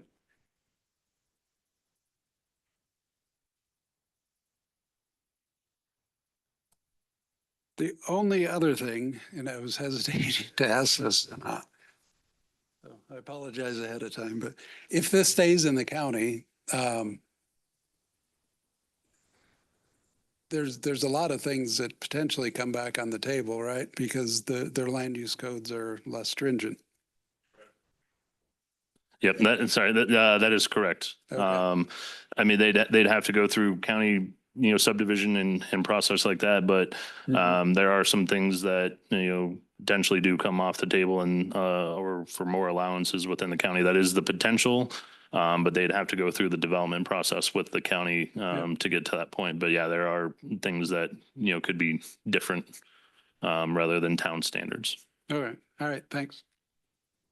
That's an interesting point a colleague just raised. So in other words, something that has already been rejected might come back. Is that You can ask your question more specifically. okay? I'm okay with that. So Top Golf, if this stays in the county, theoretically, if not practically, that could come back, or maybe I should ask it this way. Are the county's standards less stringent than ours on any number of non-specific development proposals? To that extent, I am not fully up to speed and aware of what the county regulations would be for that. But that would kind of fall to them on that one. I'm not entirely sure what they would allow or not allow. Very good. I'm not going to speak on behalf of the county. That's good. That's what I expected. I think you answered that. Carolyn? So the thing is that the town would not have land use jurisdiction. So the biggest change that annexation makes is that the town then has land use jurisdiction. So any land use application, a zoning or a subdivision, would come before the town with public hearings and the opportunity for public comment. And so there's more opportunity for the residents to participate, for the council and the planning commission to participate after property is annexed. If property is not annexed, then they can still apply for those land use applications. The application is then made to the county. The county is the land use jurisdiction, and whatever the county's rules and restrictions would apply. So, if the town had extra open space requirements or dedication requirements or whatever, or particular uses on limitations on fences, if those weren't adopted by the county, they would not apply.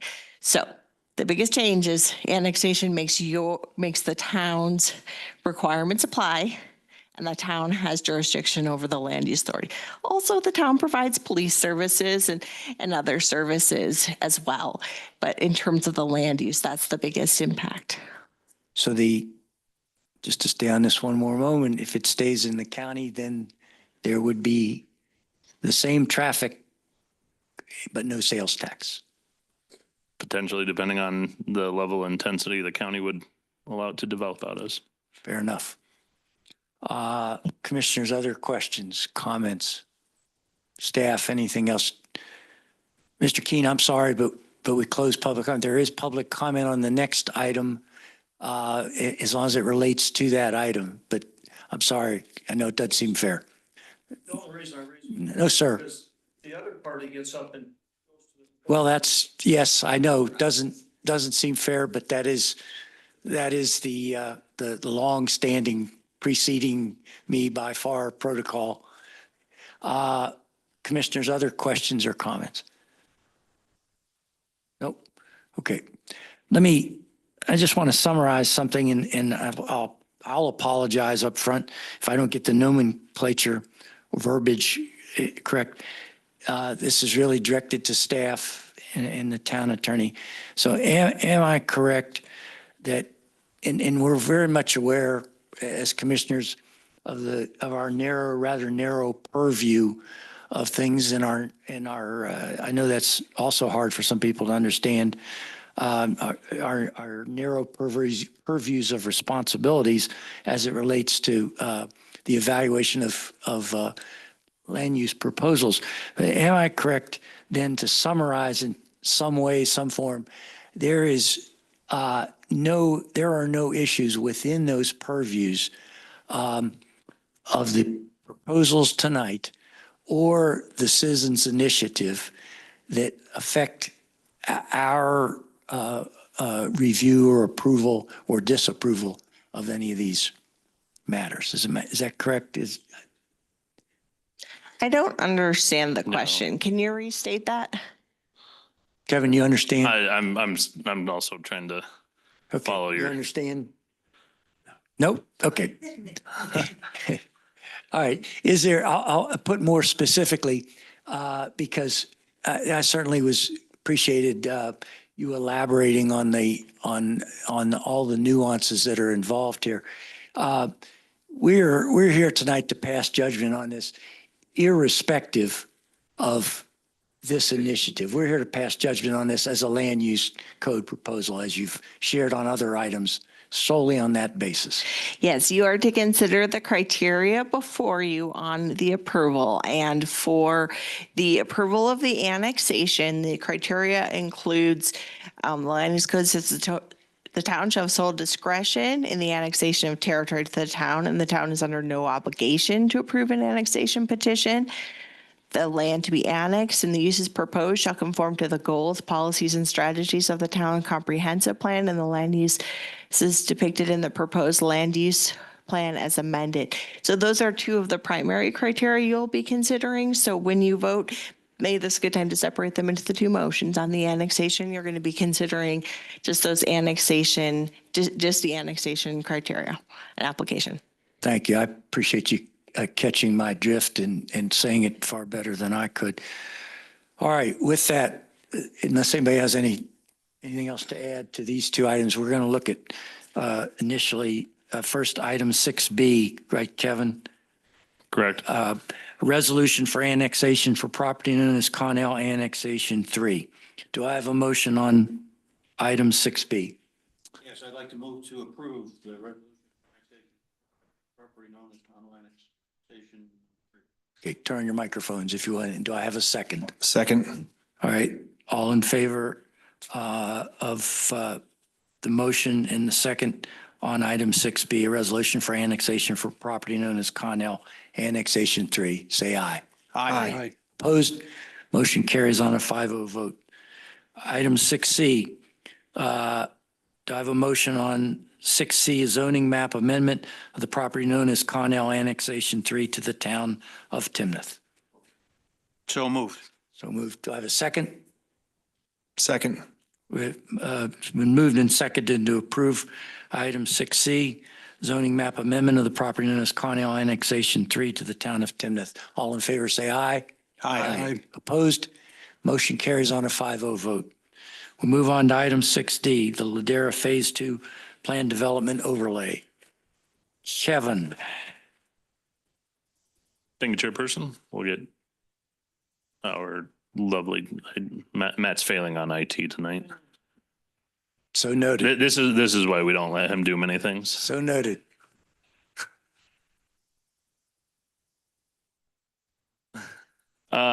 So thank you, Chairperson. As you mentioned, this is the Ladera Phase 2 Plan Development Overlay. So with your recommended approval of the base zone annexation and then base zoning of RC Regional Commercial, there is a secondary zoning action that the applicant is requesting for the base of their development. So this is for the entirety of what we just discussed for the annexation and zoning, known as, Connell Annexation 3, and then that whole Phase 2 development. So this is a PD overlay request from the applicant. Generally, the PD overlay is for modifications to the base zoning district. So the intent of the PD overlay is to take the criteria that's in the RC zoning and allow for some modifications to that criteria to allow for more innovative development, on the property. So that is the intent of what a PD overlay is. So I'll just kind of hit the highlights of the PD overlay, and then we can go into item by item specifically.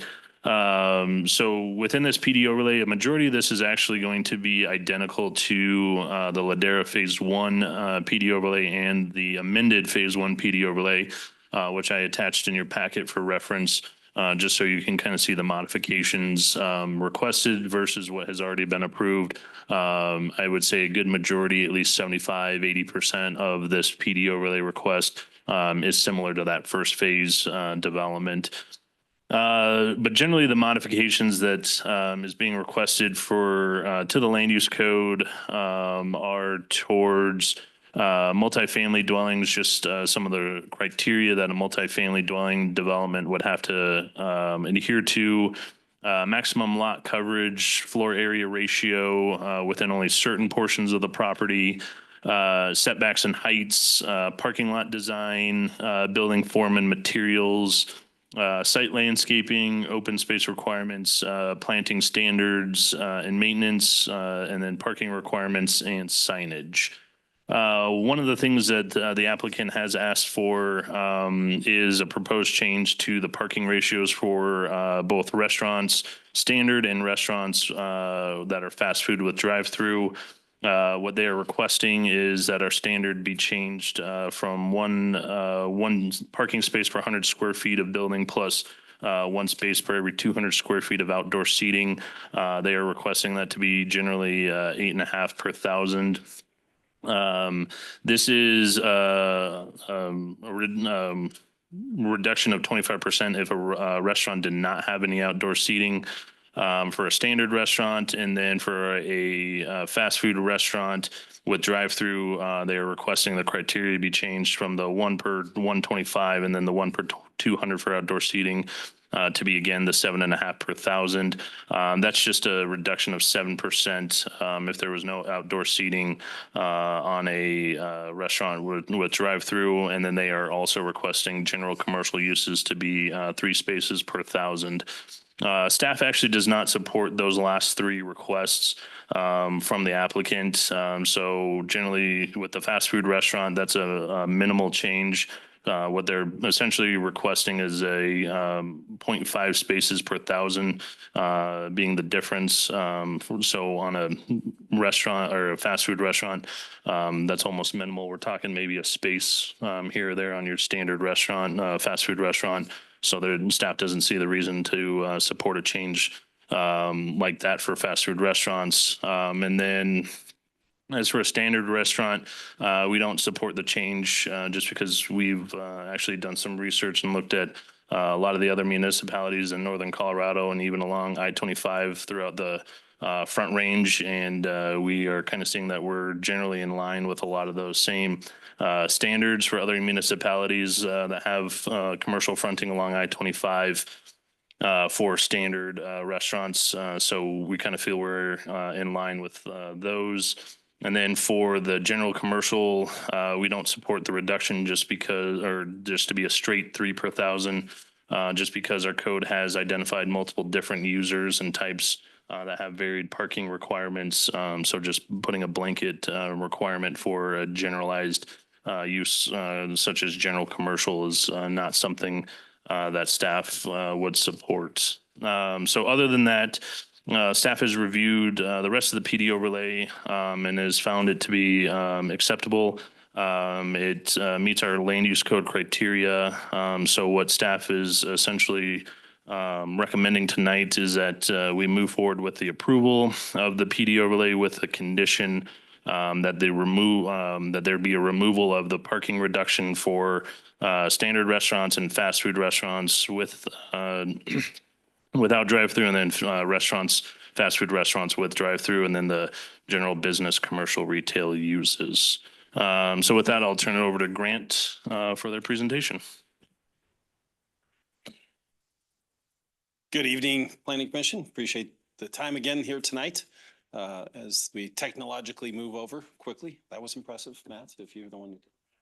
I was trying to give Matt credit. Matt's good at riding bikes, right? Okay. We all have talents. Again, Grant Nelson on behalf of Ladera and Connell LLC here on the PD overlay. So we have been working with Kevin and Matt and the staff for over a year on this. We did a very deep dive into the code and have come to agreement on basically everything except for the parking as Kevin outlined. again, we have our whole team is here tonight. Steve Weens with Stacklot is the one who spent the hours tolerating me on this. So if we need to, we can have Steve come up and address some of these issues. Again, it's the area that we just discussed for the annexation. We've covered the vision a little bit, but as it relates specific to the PD overlay, I want to draw your attention to a few areas. So the area that is just south of, I hate to even say it, where Topgolf was, you can see Floor and Decor there, just south of there. We have a retail building. We call that area Creekside. So we're hoping to add a significant retail development here with mixed use and mixed parking ratios. The area along the lake, very creatively, we've called Lakeside. And in that area, we're trying to put a PD overlay in place that would allow for horizontal mixed use development. So vertical, I'm sorry. The development is horizontal mixed use. This is vertical, sorry. The vertical mixed use would allow for retail or commercial on the bottom floor, residential or commercial on the upper floors. So we have changed or requested a change in the floor area ratio in that area and a height restriction in that area to allow for the potential for multi-story buildings to be built along the lakeside there. We are really excited about this area. And just backing up a minute from some of the previous comments and the gravel mine. I've been doing this for 31 years. I go to umpteen conferences. I was the chair of the ICSC, International Council of Shopping Centers in Colorado. And planners are constantly chirping at me about doing better projects, about progressing the vision of things, about doing mixed use projects. This is an example of what we believe could be done here. It is just an example. It's not, we don't know exactly what's going to be done, but the reason we asked for the PD overlay changes that we did was to encourage and entice growth. Right now, today, I don't know of another horizontal mixed use project and vertical mixed use project in Northern Colorado that would offer these same amenities. So we are stretching the boundary of what we're looking for. We're stretching the boundary of who we're going to try and attract to this project. And the success that Timnath has found in the Walmart, the Costco, and the growth in Timnath, the growth in Northern Colorado really leads to these PD overlay changes. So I will walk through again, this is the vision that we've put forth for the second phase of the project. It shows the creekside, the lakeside. It shows the fitness user to the south. It's got the multifamily, which would be about 600 units. We are going to go and continue to go market this project and try and find the appropriate users, the appropriate developers, the appropriate people to come work on this project. And we ask that you consider these PD overlay changes so that we can go attract those users to the area, to Timnath, to Ladera. So I will hand it back to Carolyn, Ms. White, to talk about why we're here.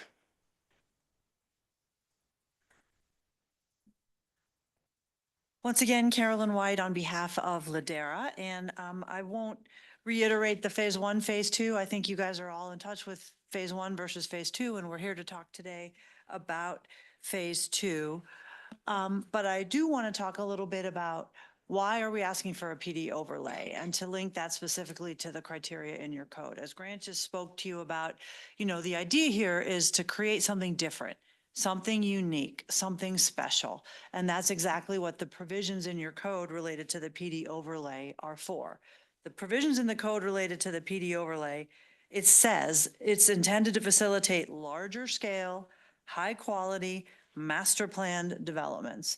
The code also says, as relates to PD overlay, that the town encourages innovative land use and building design that integrates well within the community and promotes a positive community image. In exchange for greater freedom of design, i.e. deviations from the underlying zoning code, and greater intensity of development, the town expects a PD development to protect and conserve critical environmental resources, provide significant open space and recreational amenities, and integrate uses that are compatible both internally to the site and externally to the site. So the PD overlay that we're proposing is appropriate because it exactly meets what the town envisions for when a PD overlay can be used. And a couple meetings ago, and I think earlier tonight's meeting, someone mentioned something about variances. It's a nuance of language, but technically, we're not asking for variances, right? Because a variance is a hardship specific to a specific case. It says, hey, I need a 6-foot fence instead of a 4-foot fence because my neighbor's property is taller than mine just in this one location. With a PD, what we're doing is we're setting custom standards that apply to this property only. And we're doing that specifically because we're going to develop something that's different, that's unique, that's innovative, and that could not be achieved under the baseline standards that are in the code. So that's the vision, and that's what we're trying to achieve here, and that's what's being proposed. So in this case, what we're talking about, and this is just an illustrative graphic actually of a different development, but it happens to look quite similar to the vision that is envisioned for what Ladera might be. This mixed use development where we have multiple uses located within the same building. We have multiple uses located on the same lots or immediately to adjacent to each other in close proximity. The idea here being that some people might come and visit this site, park their car one time, and then engage in multiple activities at multiple different establishments. Maybe they'll go to the gym and they'll work out, and then they'll go to the smoothie place and get a smoothie, and then they'll go meet friends for drinks afterwards or something. And they're not going to move their car each time. And that's one of the reasons why we're proposing some alternative parking standards, given that we anticipate a high degree of shared use of parking here. So just a couple other quick things I want to say overview and then talk about the criteria, and then we'll get through specifically to what we're proposing to set as the custom standards for this project. The underlying regional commercial zone district that we've discussed and that you already approved provides a strong foundation, but where you have so many different uses and a wide variety of uses proposed to be integrated into one single area, the general underlying zoning doesn't quite provide exactly what we think is needed in order to facilitate the vision for this area. Its uniqueness, its scale, and its integration of all these different uses in close proximity to each other in a way that works together. So the idea is to establish these customized standards that apply to this property that are specific to how this vision is supposed to function. And another point that I want to make that you'll see when we go through each of the proposed deviations and the map of where they're located, it is not proposed that all of the things that we're asking for apply to the whole entire property. And rather, you'll see each one, like Grant mentioned, that we're proposing to have a greater height limitation. That only applies in one or two specific areas of the property, not the whole entire property. Similarly with the proposed parking deviation, it's not everything in the whole 188 acres. It's just the area where we think it makes sense, where we think there's going to be a lot of shared usage and shared parking among different uses. So just wanted to emphasize that point. So these are the 5 criteria in the code for a PD overlay. Again, I won't read them all to you, but I just want to emphasize some of the unified character, no adverse effects on public health, safety, and welfare. So that's always sort of the baseline standard. No substantial impairment to the use and development of adjacent properties. And you can look at what's around here and see very clearly that what we're proposing to do is not going to have any effect or limitation on the adjacent properties. No significant traffic issues are created, and ultimately, what we're proposing results in a more efficient use of land and a more innovative and creative development. And we think when you see the entirety of the presentation, you'll agree that that's what's being proposed here. So I'm going to hand it back to Grant to walk through each of the specific ways in which we're proposing to customize the standards for this PD overlay. So as Kevin mentioned, we made a number of changes to the regional commercial within the PD overlay, but they're actually not substantive. They're kind of more surgical. And we highlighted the areas that the changes were proposed and that we've discussed. In the residential portion, we made one change to allow for single family attached, which wasn't allowed within the code as it was written. We don't know if that's going to be an option, but we wanted it to potentially be an option should a builder come along and it was interesting enough product type. The other 3 changes were very simply, we changed a shall to a should. So it kept the language except for just changed one word in each of the 3 different sections from shall to should. I believe it still gives the town and the code the teeth that it needs. It just gives some variation to allow the users to come in and be creative. Within the use, we did offer 3 different changes to use. One of the changes is for rehabilitation. This is, as we've discussed, previously, this is not necessarily a drug or alcohol rehab. It's more for medical rehab. It's for people to, if we wanted to have an assisted living facility, this zoning would allow for it. Kennel, the kennel's not allowed. There's a lot of new concepts out there that allow for kennels that are coming out, and we wanted the ability to do it. We don't have anyone that we're working with today, but if someone wanted to come and do a doggy daycare or something that was contained and not an overnight stay, we want to allow for that. And then the last is just for wireless communications. This is a big enough site that if we had a cell tower that we could incorporate into the facility and or a part of the project and allow it to be useful to the community, we wanted to not preclude its use.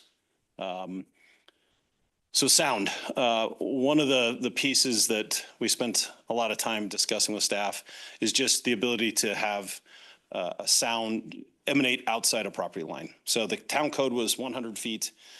Because the creekside area, because potentially along the lake, there could be outdoor restaurants that play music. We wanted it to be able to extend to 200 feet. It's only in those two areas, and it's just to allow the possibility for restaurants to have music and have outdoor dining with the potential to have sound emanate more than 200 feet. So that was the change. The monument sign, one of the things that we would like and that we're really trying to do is instead of using the entire frontage of Ladera to have multiple signs and really, kind of junk it up. Oh, probably not the proper term for it, but one sign that's electronic that reads every user, we think consolidates the signs to make it much more attractive to the people who travel up and down I-25. And they don't have to look at multiple signs as you go along this area. So that's the request that we have made. Dimensional, it goes back to the residential. We just changed the 20-foot setbacks to 5-foot setbacks because it's kind of a self-contained piece. Having setbacks of 20 feet to a property line didn't seem to make much sense. The height. So this is the area that I talked about that we have the potential for vertical mixed use. We have asked that the height be changed from 40 to 75 to allow for the potential for those mixed use buildings to be built along the lakeside. In that same area, we've asked for a floor area ratio to be adjusted from 0.5 to 1.5 to allow that denser building type. One of the questions that came up at the neighborhood meeting, and this is a hard slide to see and to understand, but we wanted to try and describe that 75 feet vertical on the plane of the development. So on the left side or the west is I-25. On the far right side is County Road 5. So what this slide depicts is a vision, the point of vision from County Road 5 to the top of the 75 feet, from the top of the 75 feet back down to I-25. And what it's supposed to show is because it's such a wide site, the 75 feet will really not stand up very tall out on the site. You won't notice that it's a 75-foot building because it's the horizontal distance is so large. Forms, one of the pieces we've worked really hard on is creating a design review criteria manual for our users at Ladera. So we have about a 35-page design review manual that each of our users has to conform with as they submit before they submit to the town. We've provided a copy of the design review manual to the town. One of the items that we have as an approved use or a use that we'd like to have within the project is called weathered steel. And Will Welsh will be proud that I didn't use the trade name.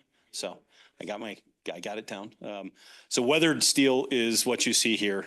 It is what the name denotes. It's more of a steel that allows for the weather to make it turn more orange or copperish.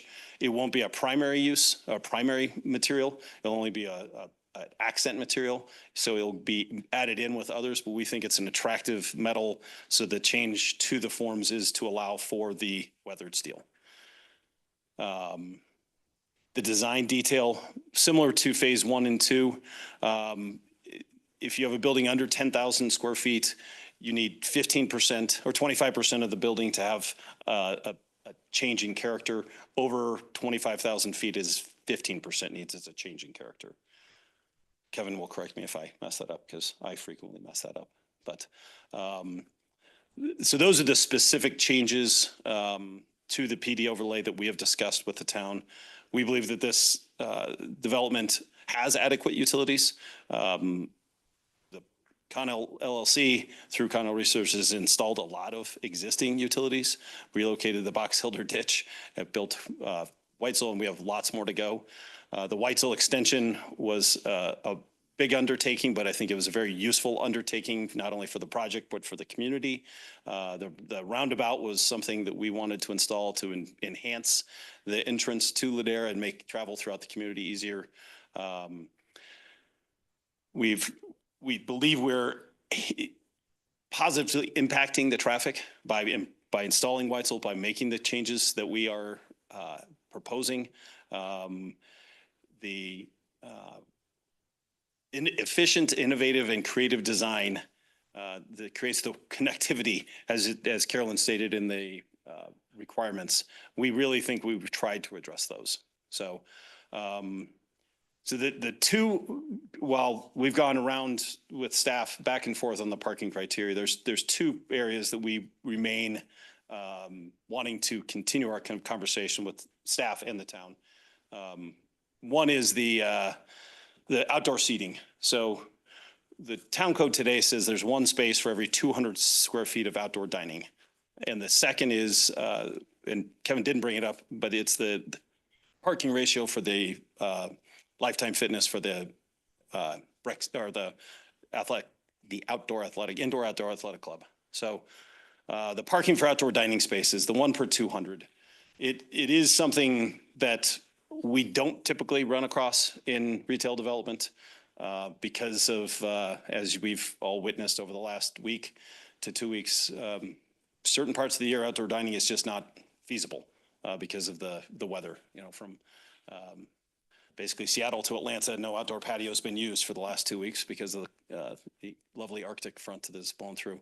But more than anything, parking ratios are an evolving science or evolving conversation within development. There are tons of communities throughout the country that are reducing and or eliminating parking minimums. Austin, Texas, Seattle, Denver, there's many places that in areas or in their entire community, they've just eliminated them to try and create more dense growth. Having outdoor seating, having parking is kind of that's on the one end that we don't support, and outdoor seating, parking for outdoor seating is kind of on the other end. We're just asking that we land somewhere in the middle. One of the development, in development, there's the Urban Land Institute. It's called ULI, for those who are familiar with ULI. And ULI is kind of the guidepost to what a lot of developments use. They're kind of an impartial third body who looks at these. And ULI doesn't support parking for outdoor patios because it's an accessory use. So we have just recently submitted to the staff a study by Kimley Horn on our shared parking that covers some of these. So we didn't have time to get it to you guys tonight, but would ask that you guys continue to consider this. The other one is the parking for the Lifetime Fitness. The current code within the town asks for 7 per 1,000 square feet. Lifetime Fitness has stated they want 4.39 to 4.45 per 1,000. Kimley Horn did study that area and didn't put much of a shared parking ratio attached to it. And as you can see within their study, the maximum parking on the maximum day at 6 p.m. on a weekday, there's 463 stalls. So for a 100,000 square foot building, it's just about 4.5 to 1 on the peak period for the weekday. For the weekend, it's a little bit less. The peak period tops out at 432 spaces, where the town code would require almost 700 spaces. So this is where one of the changes within the PD overlay we'd like to see implemented so that we're not, and Lifetime Fitness isn't required to build hundreds of extra parking spaces. So the last piece of this is the legal criteria, which I will hand back to Ms. White.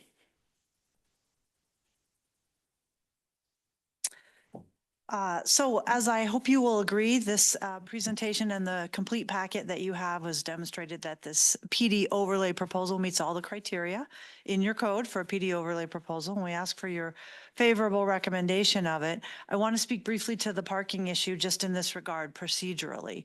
So, I'm aware that based on the staff recommendation, some of these specific things that we're asking for related to parking are not supported by the staff, at least not at this time and not with the level of information that they have received.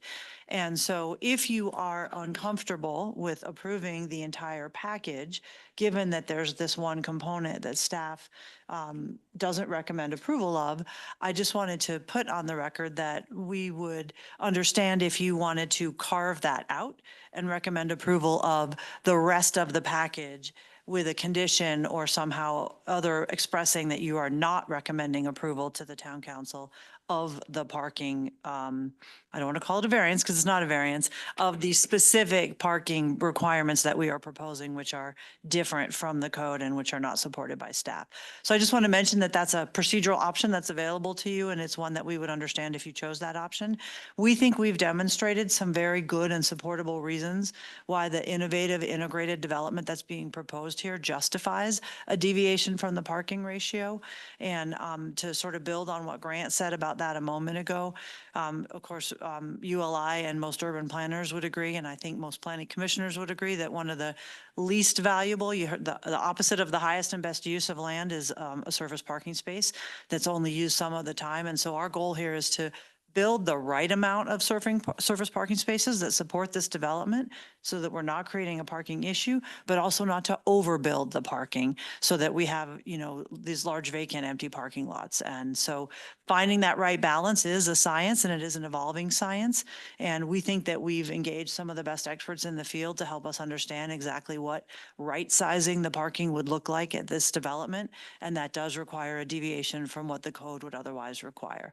So we think that's justified, but we understand if that gives you some discomfort, and just wanted to point out that there's this option available to you to recommend approval of the entire package minus the specific parking provisions, or minus one or the other of the specific parking provisions if you really want to get granular and carve them out one by one.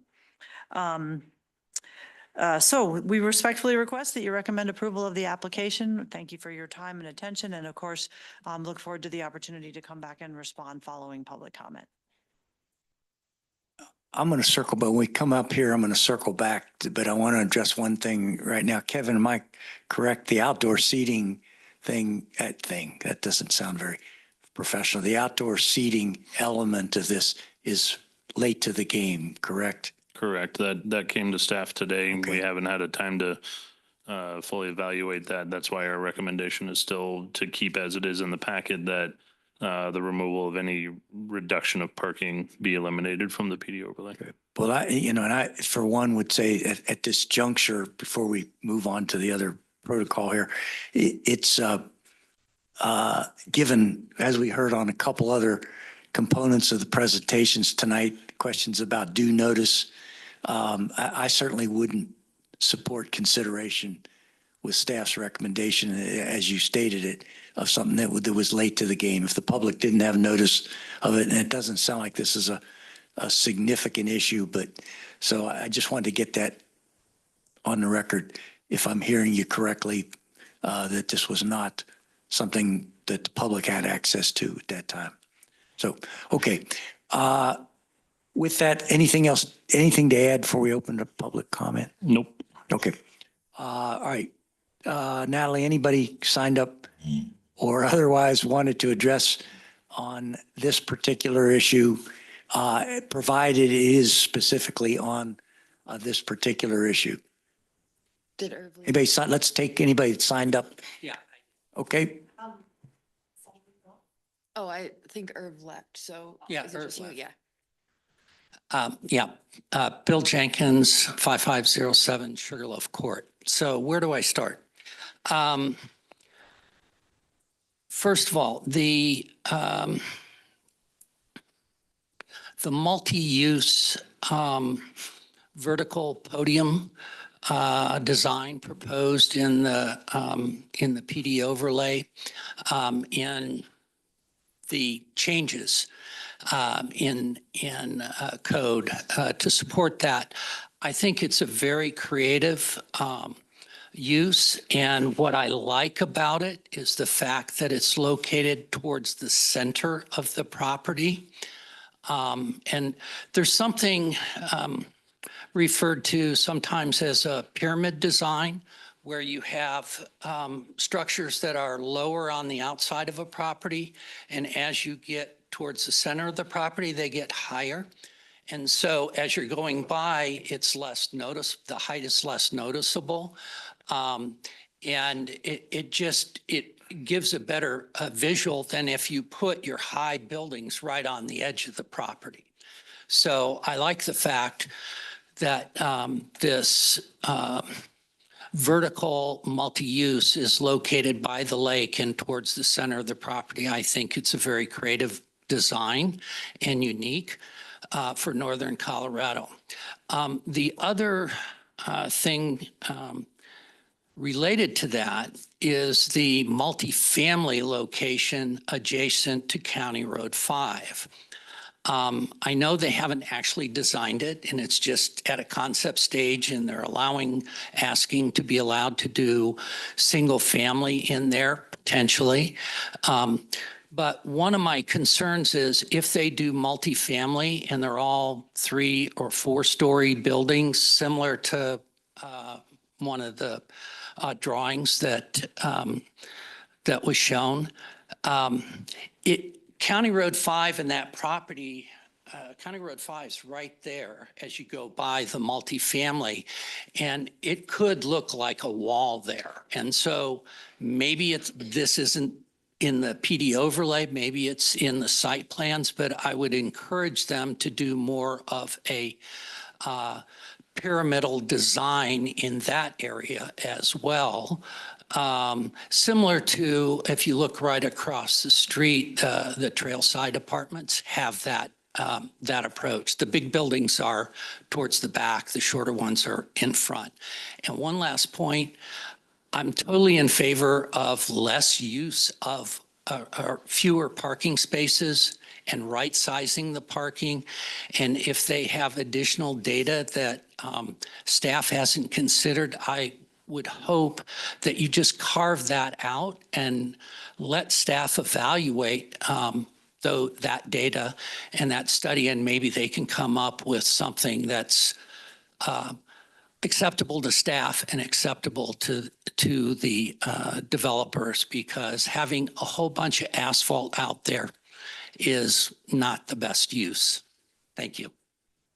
Thank you. Anybody else signed up specifically? Mr. Keen, you're welcome to come up since we've done it before. Again, assuming your comments are limited to the item that's before us. The same provision of 3 minutes. Well, again, this is Donald Keene, 5900 South County Road 5. I was one of 5 who were notified for the neighborhood meeting.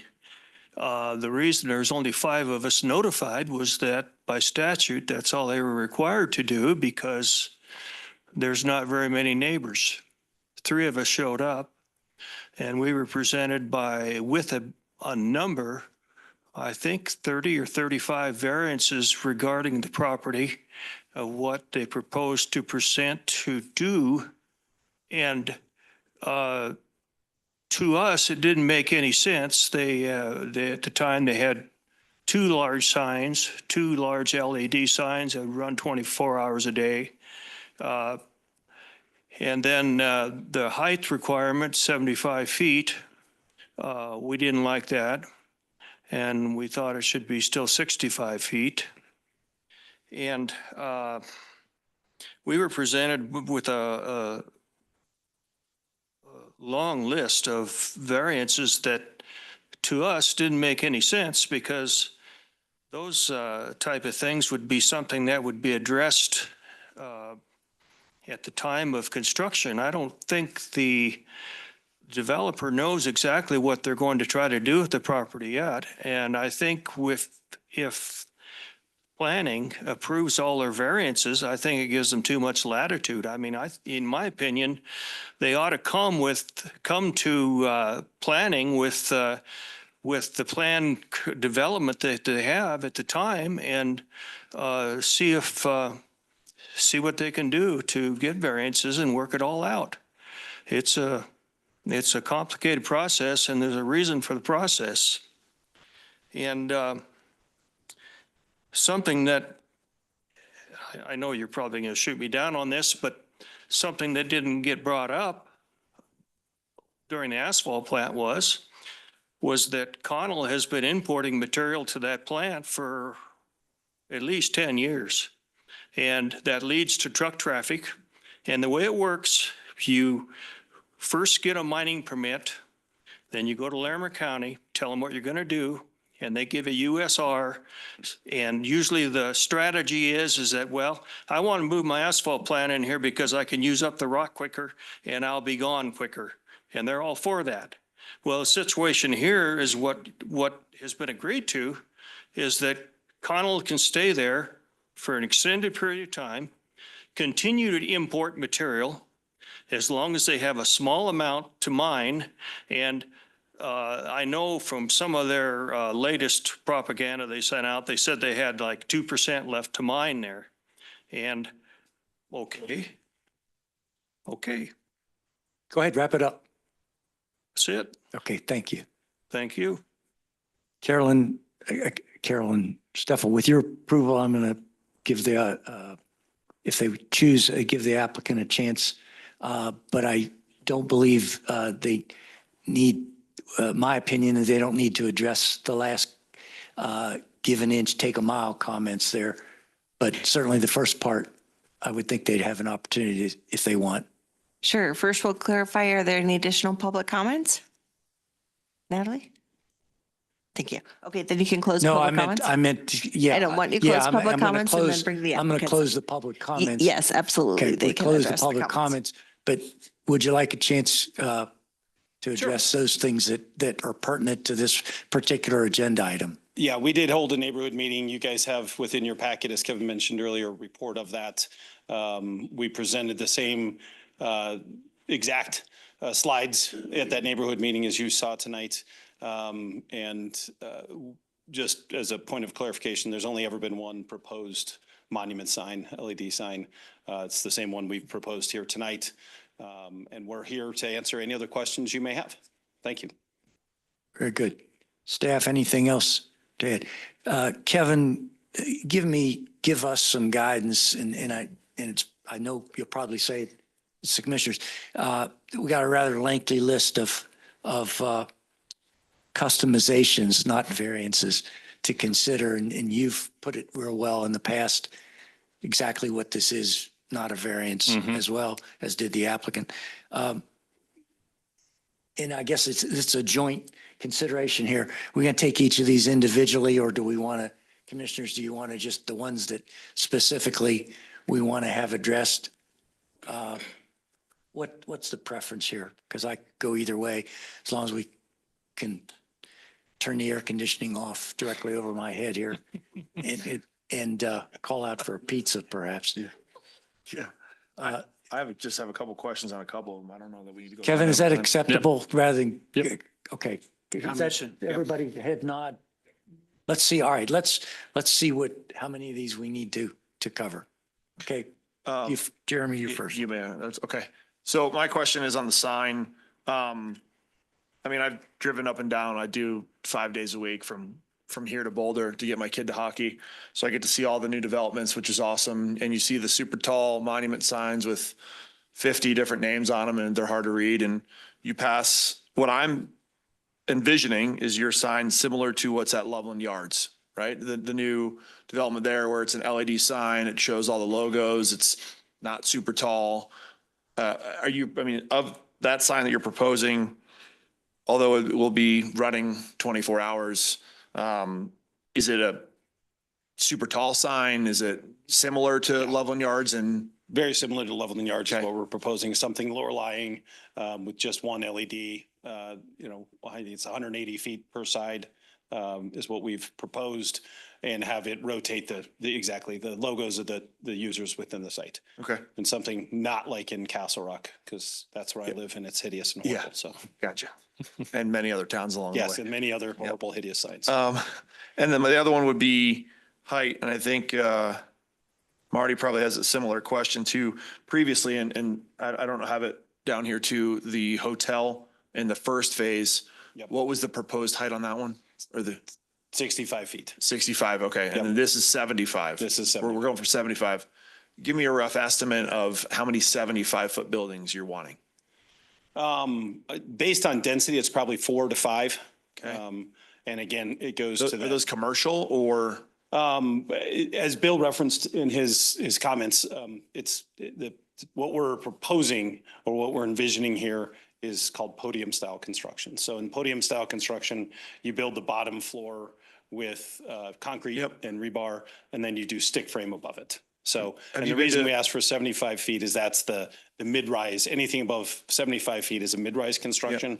So with the podium and the wood construction, 75 feet is the maximum height you could have. But is that the only area you're looking to go above the standard 40, or in the multifamily, the apartments, those are going to crest over 40, correct? They are not. Nope. Those are not. No, Okay. it's just in that, I don't know if we can pull it back up. It's just in that area two that I've identified. Yep. Yeah, Got it. we've identified that Yeah, height for just a specific area along the lake frontage. And it really mixes with the parking ratios in that area.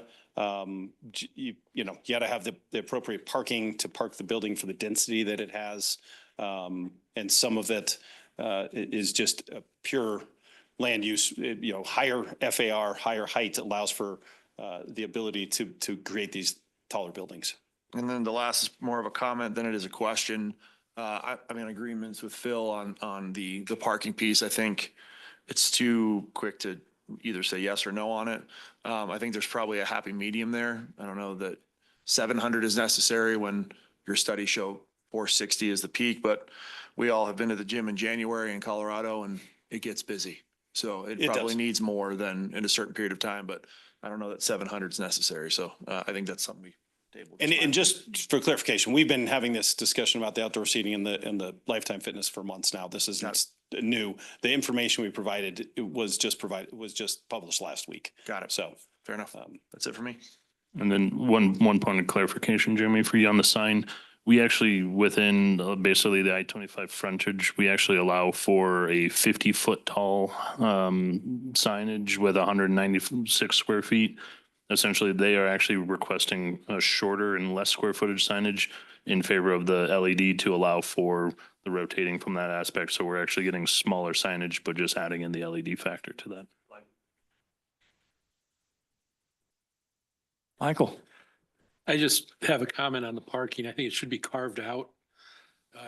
I agree with some of the public comments that driving by an empty parking lot is just frustrating. It's a terrible use of space.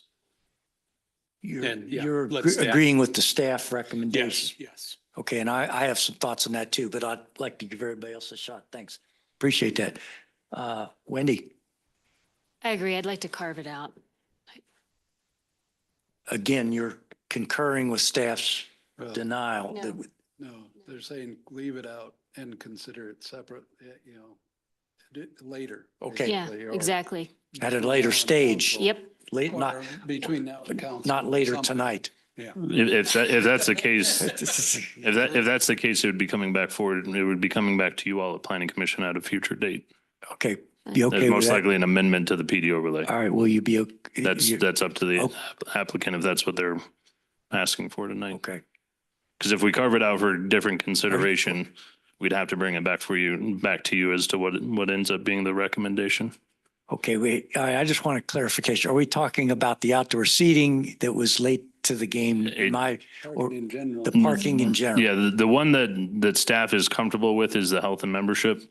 We're comfortable with that. We've actually looked at some other Lifetime Fitness and the size of them and the parking that's required in some of those other ones.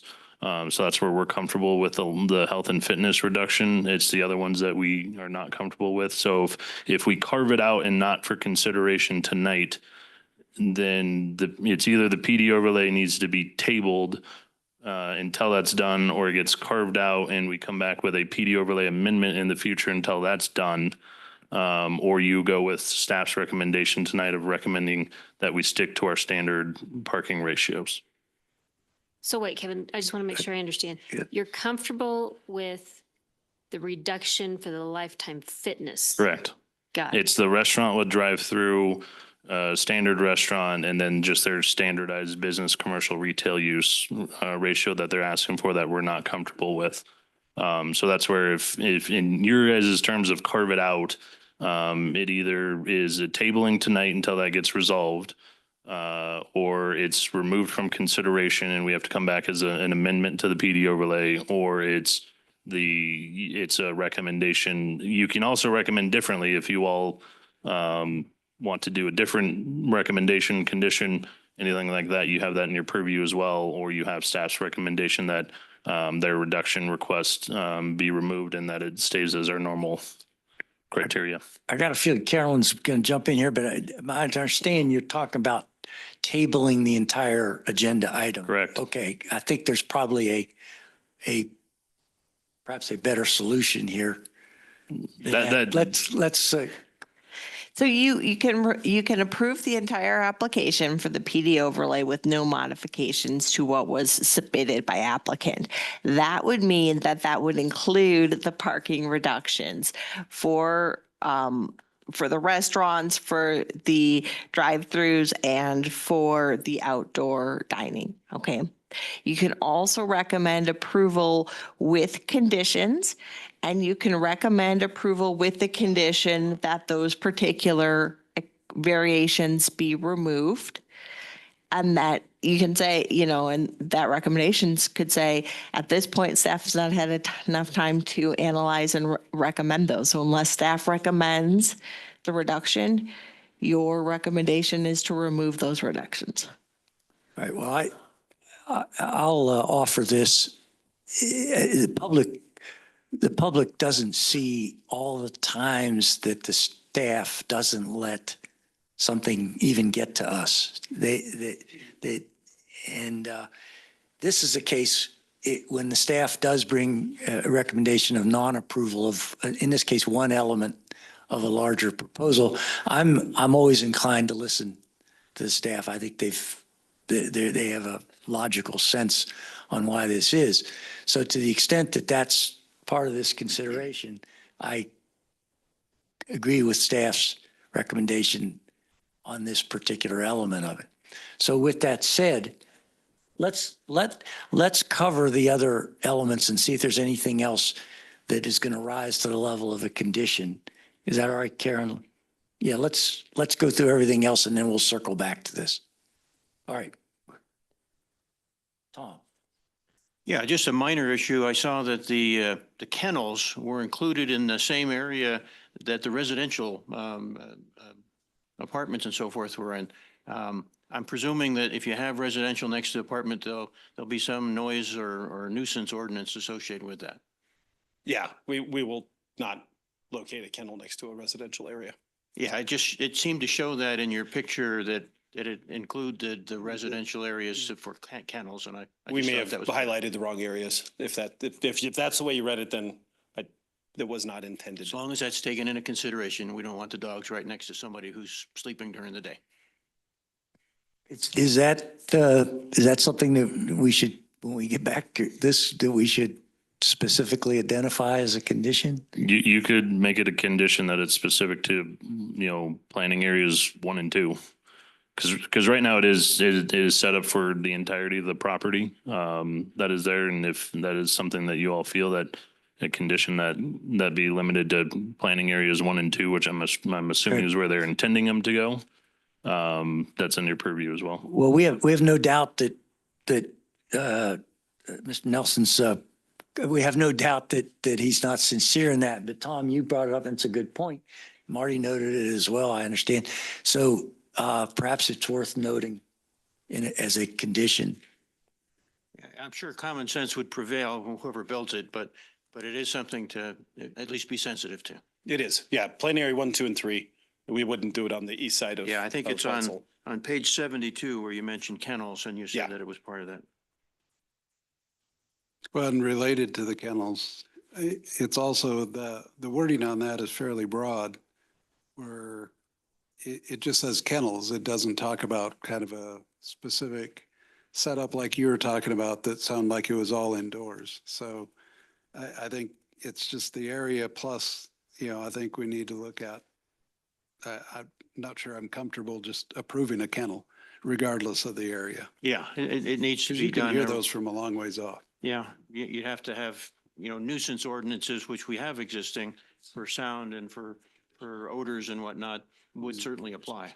So kennels in our code there's only one definition of a kennel, and it's a facility licensed to house dogs, cats, or other household pets, and or where grooming, breeding, boarding, or training or selling of animals is conducted as business. That's a specific definition in our land use code as a use. Yeah. There's not a separation of an indoor versus outdoor.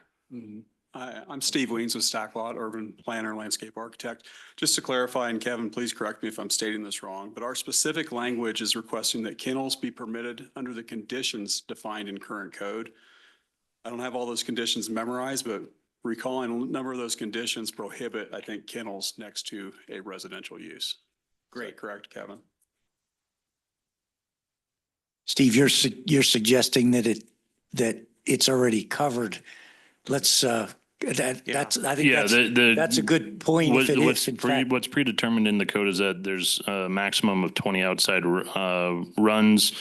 Facilities at all times shall be maintained in a neat and sanitary condition, and outside runs, pens, or other enclosures shall have a 300-foot buffer between the enclosure and the property line if abutting a residential district. So there is at least a 300-foot buffer. If it's adjoining residential. So. Well, with that- this isn't a yeah, residential go ahead. district. Yeah, ask. So, Okay. Yes, this is not a residential district within this. yeah, my But- concern is, I think even more than that, same noise, but if there's going to be indoor and outdoor, if there's a kennel with outdoor and you're going to have a ton of outdoor dining and outdoor accessibility, I mean, you have dogs going outdoor for one reason, and it's to use the restroom of sorts, and it's right next to an outdoor dining. I don't see that being the most cohesive way of using, or putting a restaurant and again, you guys are the professionals at planning this We agree accordingly, with you. but We agree with you. I mean, Yeah. most likely if we're looking at this master plan and where we think the future would be, in my opinion, where you see planning area 3, most likely I think it'd be to the right of that. Yeah. It wouldn't be our intention to locate, as you were saying, a Sure. kennel next to a nice restaurant or next to a resident. Right. I don't think. it doesn't, I mean, if we approve it, it doesn't exclude you from doing that. No, it does not, but to be honest, it's not good practice and I don't think that, and the market would not allow that either. Yeah. Fair. That's all the comments I have, Phil. Otherwise, I think this is a great plan and Okay. except for the parking things, I agree with staff. I'm in favor of the rest. Okay, we'll cover that last again. So did we, with the dog kennel, did we decide we need a condition or that we're satisfied that the existing provisions cover it? Sorry, can you say that again, Phil? Did we decide we're going to need to attach a condition on this or that it? is That's up sufficiently to covered? you all as a condition. I will say if you change kind of the definition of what a kennel is, that's not something that's to be done under PD overlay. The kennel is a specific use listed within our code, and it has the option for indoor, outdoor. So that's just something you all would have to take into consideration if you're willing to have that risk or not, or if you want to place it, a condition to put it in specific planning areas. That's more up to you guys, but changing something to say indoor specifically is essentially changing a use definition within the land use code. Those waters just got muddy. When in doubt, I think it's a good idea for the public's interest to, if not our own, to add a condition. Everybody go with that. Okay, we'll get back to crafting a motion on this whole thing when we get, we have other customizations to be considered. Anybody down that end? Okay. Marty? I have a list. So, yeah, I'm glad the kennels came up because that was on my list. The other thing is the wireless rooftop installations. And, you know, to me, that should not just be a blanket approval, and it should be a case by case, you know, because if you have a 75-foot tall building, then you have all that stuff on top, but that's just going to make it worse. So that's one I had an issue with. The sound, I have an issue with that one. Hang on a second. What? Does anybody else have I think this is probably the best. Anybody else on the wireless issue? Because what we're ultimately deciding is if we're adding further conditions on something. So let's see if there's any sentiment to move this all along on this particular issue, if it's okay with you, Marty. Yeah, that's fine. Anybody else on? Yeah, I think wireless is actually a good thing because there's a real lack of wireless out there, but certainly there should be, there are limits on like residential apartment buildings. You can't have a cell phone antenna within 100 feet of an apartment where somebody lives. But those are all, you know, existing rules that they'll have to follow anyway. Carolyn, why do you want to address this particular one? Thank you, Mr. Chairman. I was just going to say that I am advised that the way that we are proposing it in the PD is that they are an allowed use, but they are allowed with conditions the same as defaulting as to what it would be under your code. So that's 4.4.46. And there's, I don't know, a page and a half, 2 full pages of specific requirements about under what circumstances wireless telecommunication facilities are allowed.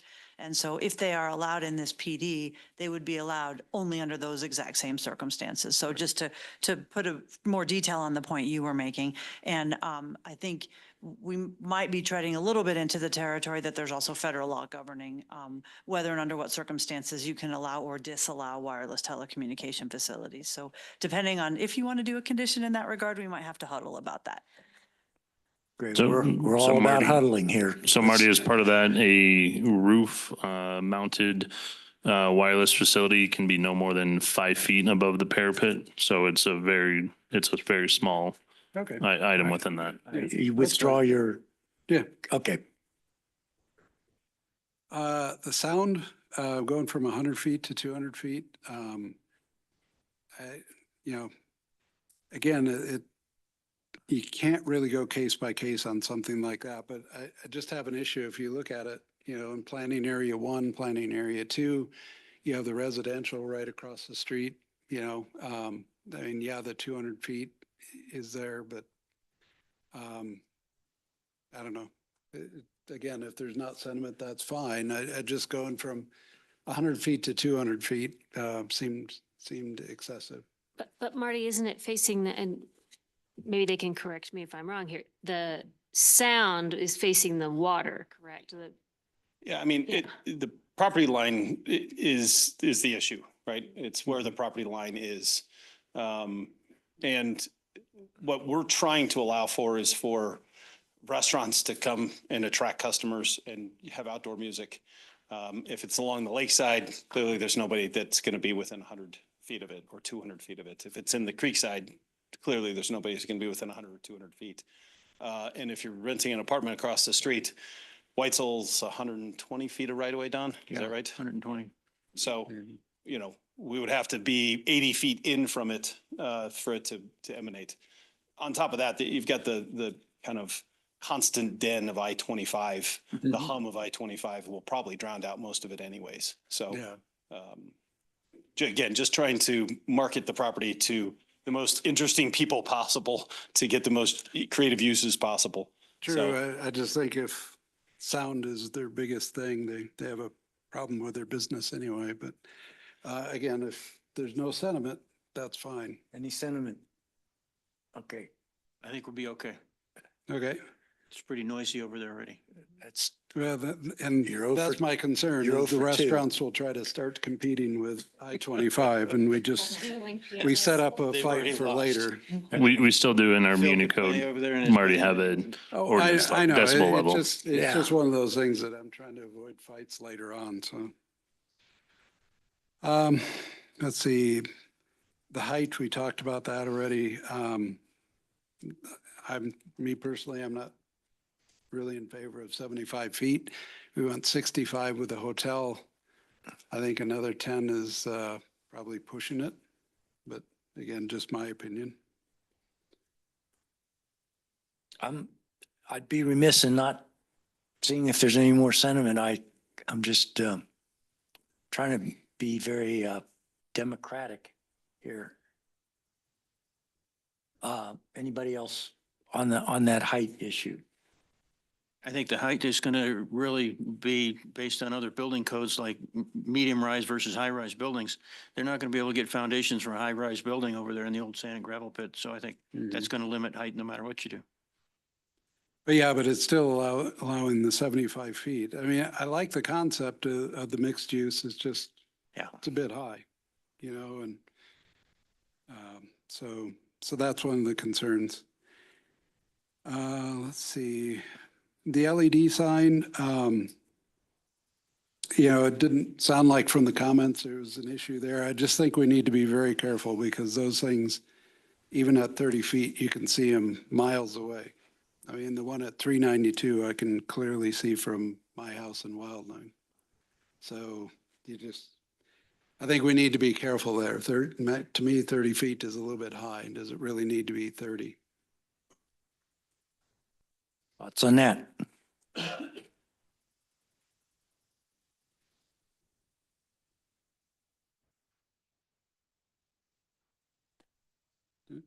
I don't disagree. I'm trying to, The beautiful thing about this process is we don't have to agree. Seeing if we have anybody else, maybe we're running so late here that nobody cares, but I hope that's not the case. Clarification though, where you're gonna place it with buildings in sight, you're probably more likely to hit the trees. You know, if you're in residential neighborhood, you're probably more likely to hit the trees and then a building before you ever would hit the sign, just in point of view, but you're gonna see it loud and clear on 25. Yeah. Yep. Yeah, so, I mean, placement's gonna, like I said, placement will be key there because we just, you know, you don't want to see it from a long ways off. Grant, you want to address placement? Any Kevin? Asterisk was, or? Yeah, that's where that asterisk was on the slide. We've tried to place it in the middle of the site. And honestly, the 30 feet, there'll be probably some 20 and 30-foot buildings near it, you know, adjacent to it. So I don't think it will be visible from much other than I-25, which is its intended purpose.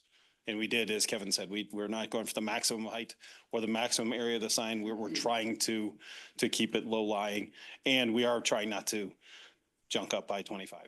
I am up and down I-25. This is probably not as much as you are, Commissioner, but coming up here, I see them and I wince at the bad ones. So The signage issue caught my attention, but if we don't have strong support, I'm afraid I can't help you here.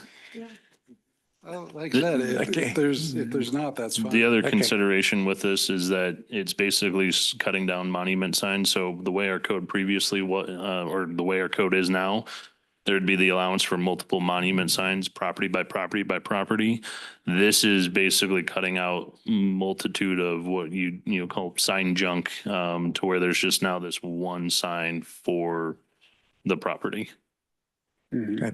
That was part of the consideration for this in discussions with the applicant, was that we're basically removing the, sign junk of multitude of monument signs per our standard code in favor of this one sign. That's a good point. every user wants to have the maximum sign and the maximum monuments, and we're trying to cut all that down to one, low lying, somewhat smaller sign. So I do get a lot of grief from retailers saying they want their own monument sign. And so when you come back and saying there'll be one and you'll have some share of time on it, this will also be run by the Business Improvement District, and there'll be an allocation of time. So I think we've been trying to be very thoughtful about the monument sign. Okay, I just want to make sure we're nothing if not a group with great endurance. So we can't be worn down by the late hour, knowing that we still have one more agenda item. I just want to, we're not addressing We appreciate it the thoroughness because of the late commission. hour. Yeah, we're happy to answer any questions and we appreciate the thoroughness. We really do. I just wanted to get that on the record. Okay, you have more here, I hope. Yes, yeah. So, I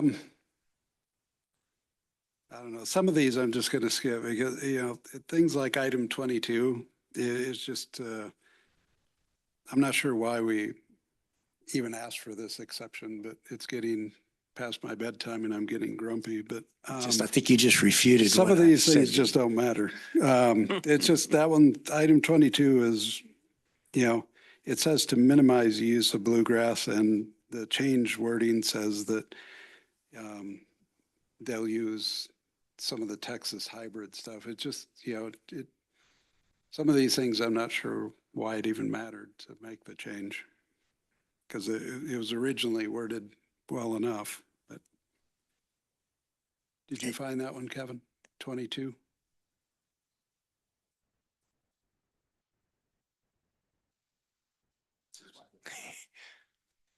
Texas hybrid just wasn't allowed in the code. This is a change that was accepted in the original PD overlay.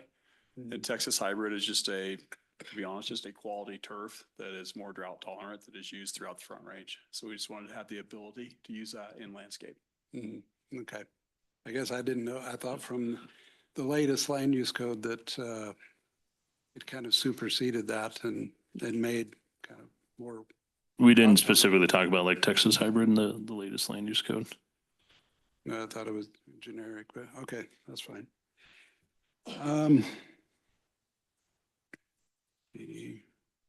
Item 28, can you explain that one?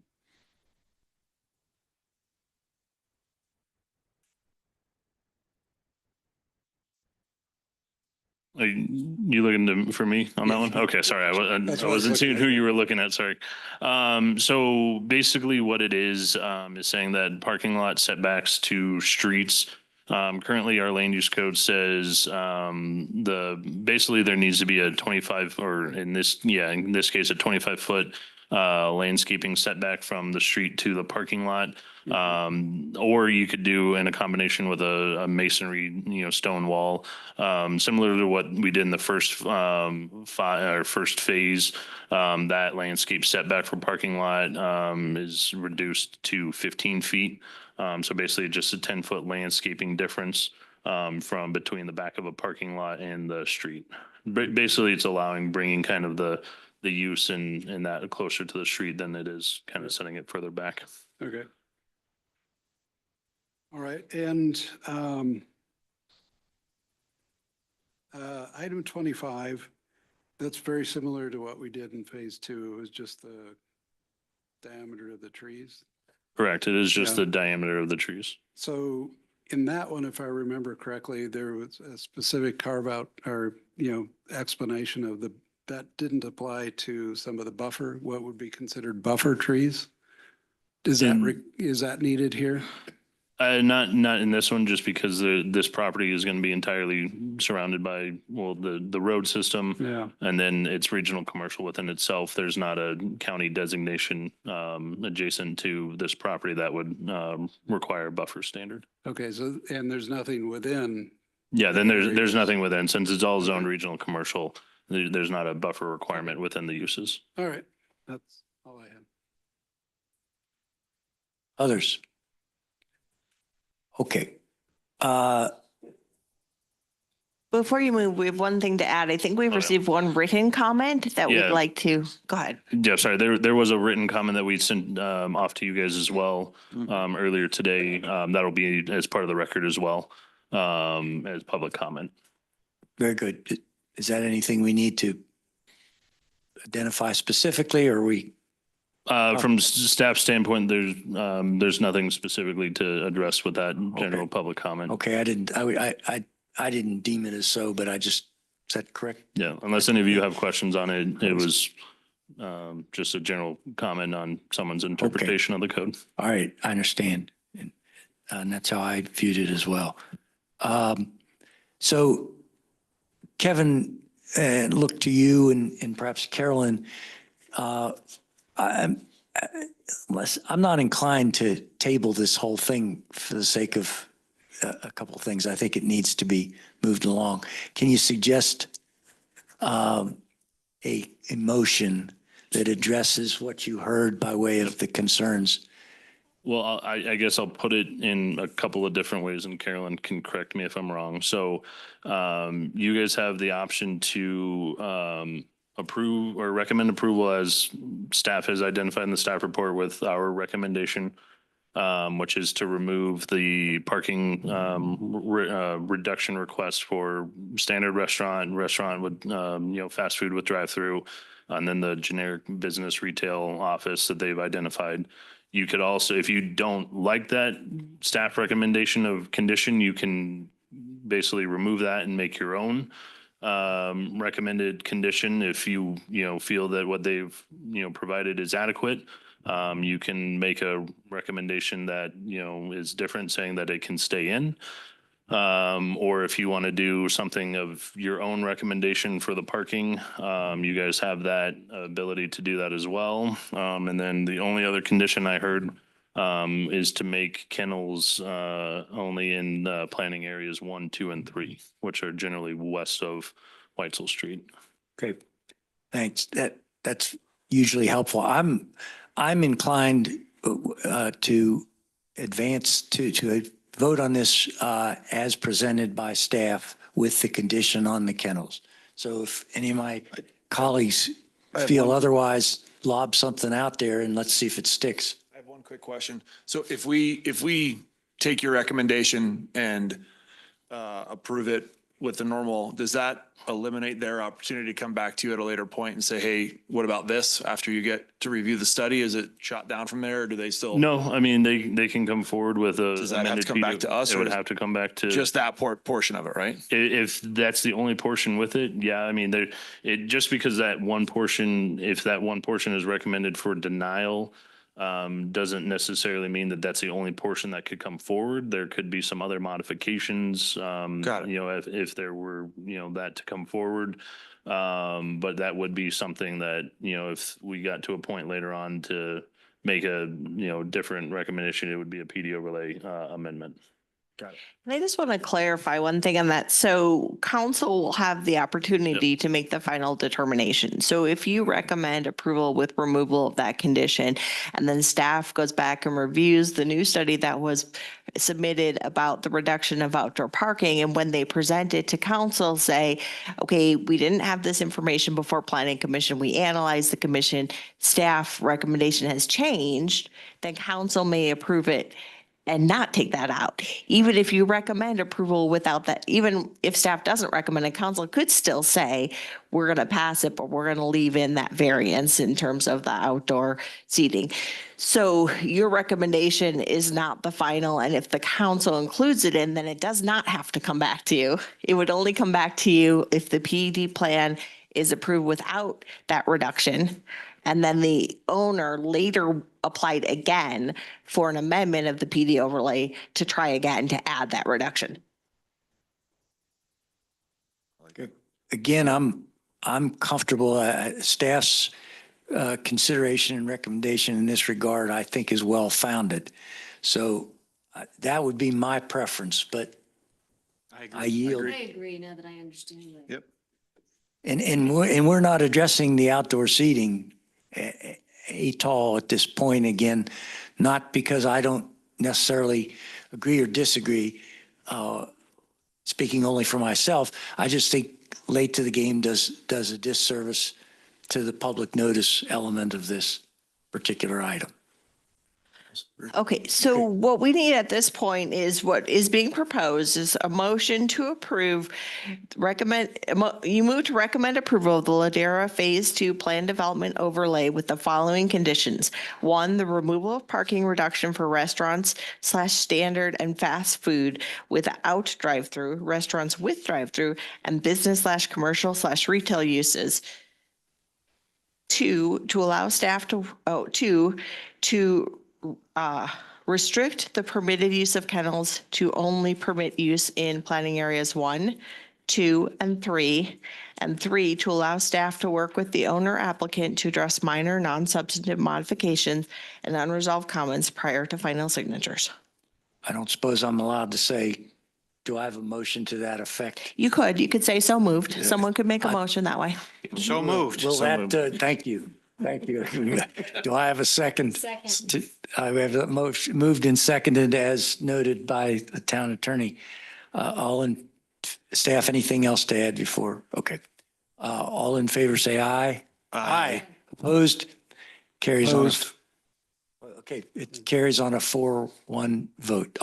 You need to, I believe, Yeah, if you can state your specifically, objection. So specifically, I disagree with the kennels and the 75 feet.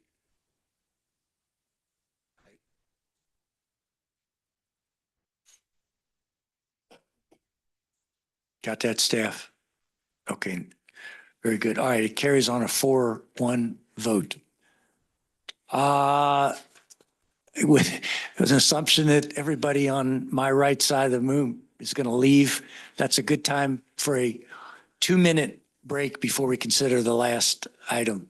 Thank you. Bathroom break. This is going to be a marathon. This is what we've had, I think, all year. Really? We've been here out before 6:30. 6:05.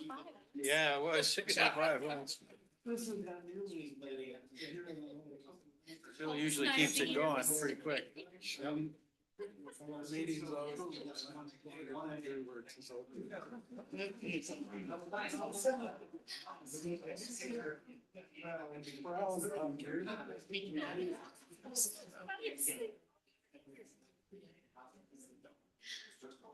As far as those 75 feet, I don't think they're going to be able to build more than a six-story building. Yeah. I don't think they can build more than a six-story building.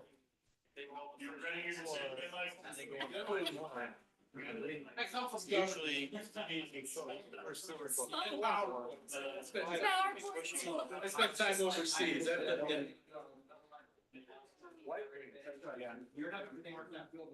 PowerPoint presentations where they read everything. Yeah, with that. At least the Connell guys have the ability to compact it, do whatever, but still, you're gonna have to come back and do drilled piers to below wherever that fill is left.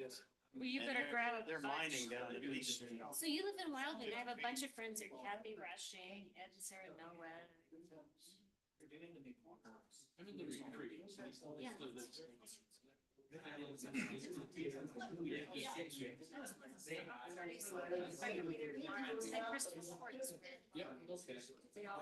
Yeah, where the wiggle goes through there? Yeah. Towards the southern.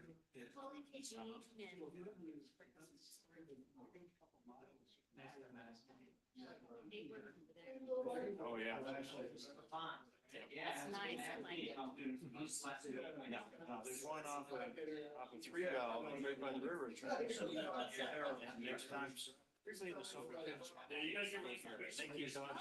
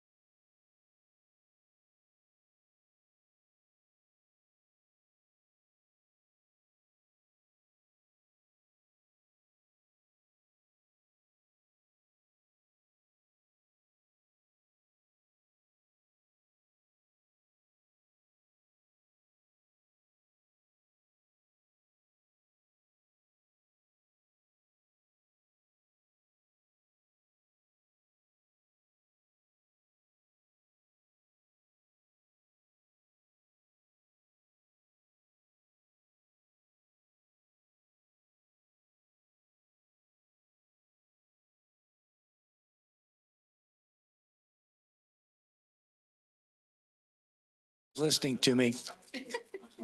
All right, let's call the meeting back to order, please.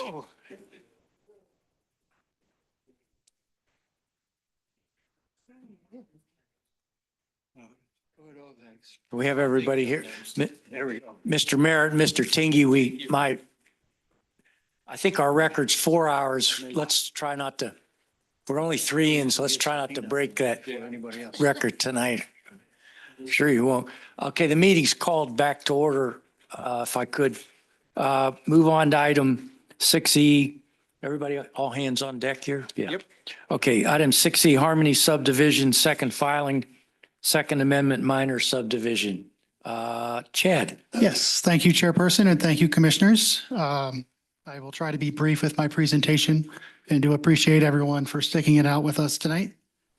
This is a minor subdivision application for Outlot 4 of the Harmony Subdivision second filing. The owner is Harmony RN Holdings LLC, and the applicant is JR Engineering, represented by Ken Merritt. The proposal is a division of land creating fewer than 6 lots. Therefore, it falls within the minor subdivision process in the town's development review. Following an approved minor subdivision application, the subsequent step in the development review process would be to submit a site plan application, which is required for commercial or multifamily developments. The subject property is located north of Harmony Road and east of Club Drive within the Harmony second filing, consisting of 6.4 acres and a zone CMU, commercial mixed use, with a PD overlay adhering to the Timnath comprehensive plan. This proposal is creating one buildable lot intended for future development, along with 2 tracks for the purpose of open space, drainage, and access easements. The proposed lot will contain 5.4 acres and maintain the proposed access to the west off Club Drive. This application was reviewed against the minor subdivision criteria, the Timnath Land Use Code Comprehensive Plan and Technical Criteria Manual, and has been found to be in conformance with the aforementioned criteria. Any future development within the site will require further compliance with the town's criteria during that site plan review process. Staff is recommending approval of Harmony Subdivision second filing, Second Amendment minor subdivision. And with that, I could turn it over to Ken if he would like to shed a little more light on the proposed use or just the minor subdivision in general. Thank you, Chad. My name is Ken Merritt with JR Planners, Engineers, and Landscape Architects, representing the applicant this evening. Given the lateness of the hour, I'll be uncharacteristically brief. Chad laid the project out quite well for us. Not much really to say. Its location is on that northeast corner of Club Drive and Harmony Road. It's approximately 6.4 acres in size. It is actually an outlot, so it's not a legal buildable lot. And the intent is just to create one legal buildable lot that, as Chad mentioned, will need to go through the development and review process under the zoning code of CMU. And additionally, we're creating 2 outlots, or 2 tracks rather, tracks A and B, which is one's on the southwest corner and the other is on the southeast corner. Those will be maintained as open space tracks when a development ultimately comes forward for lot 1. And that concludes my presentation tonight. But I can stall for another 50 minutes so we can get past the 4-hour mark. Thanks, Ken. That was uncharacteristic, to your credit. Okay, questions? We have, is this, there's a public hearing. Is anybody, and I don't see anybody out there. So we'll close the public comment. Staff, anything else to add? Nothing else. Commissioners, questions for Mr. Merritt?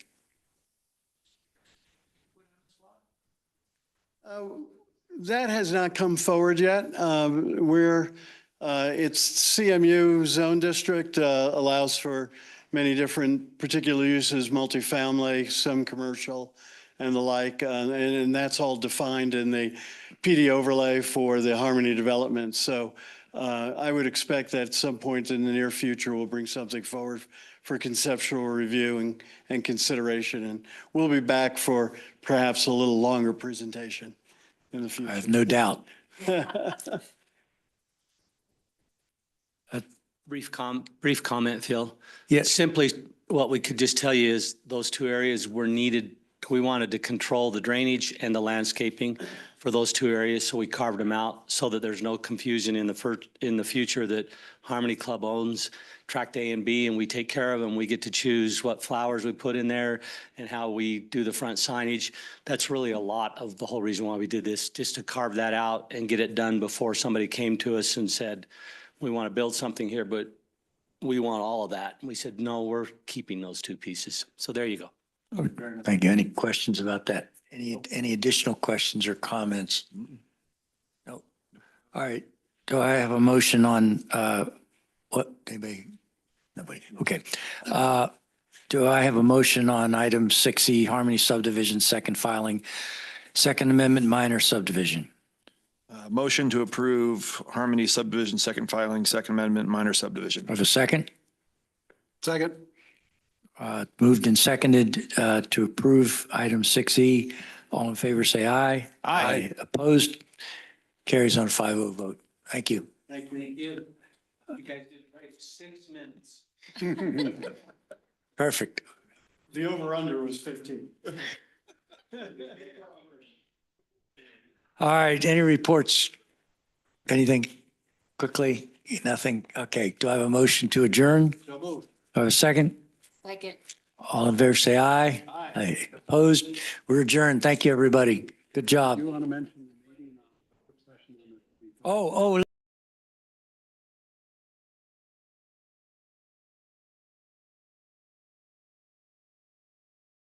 Session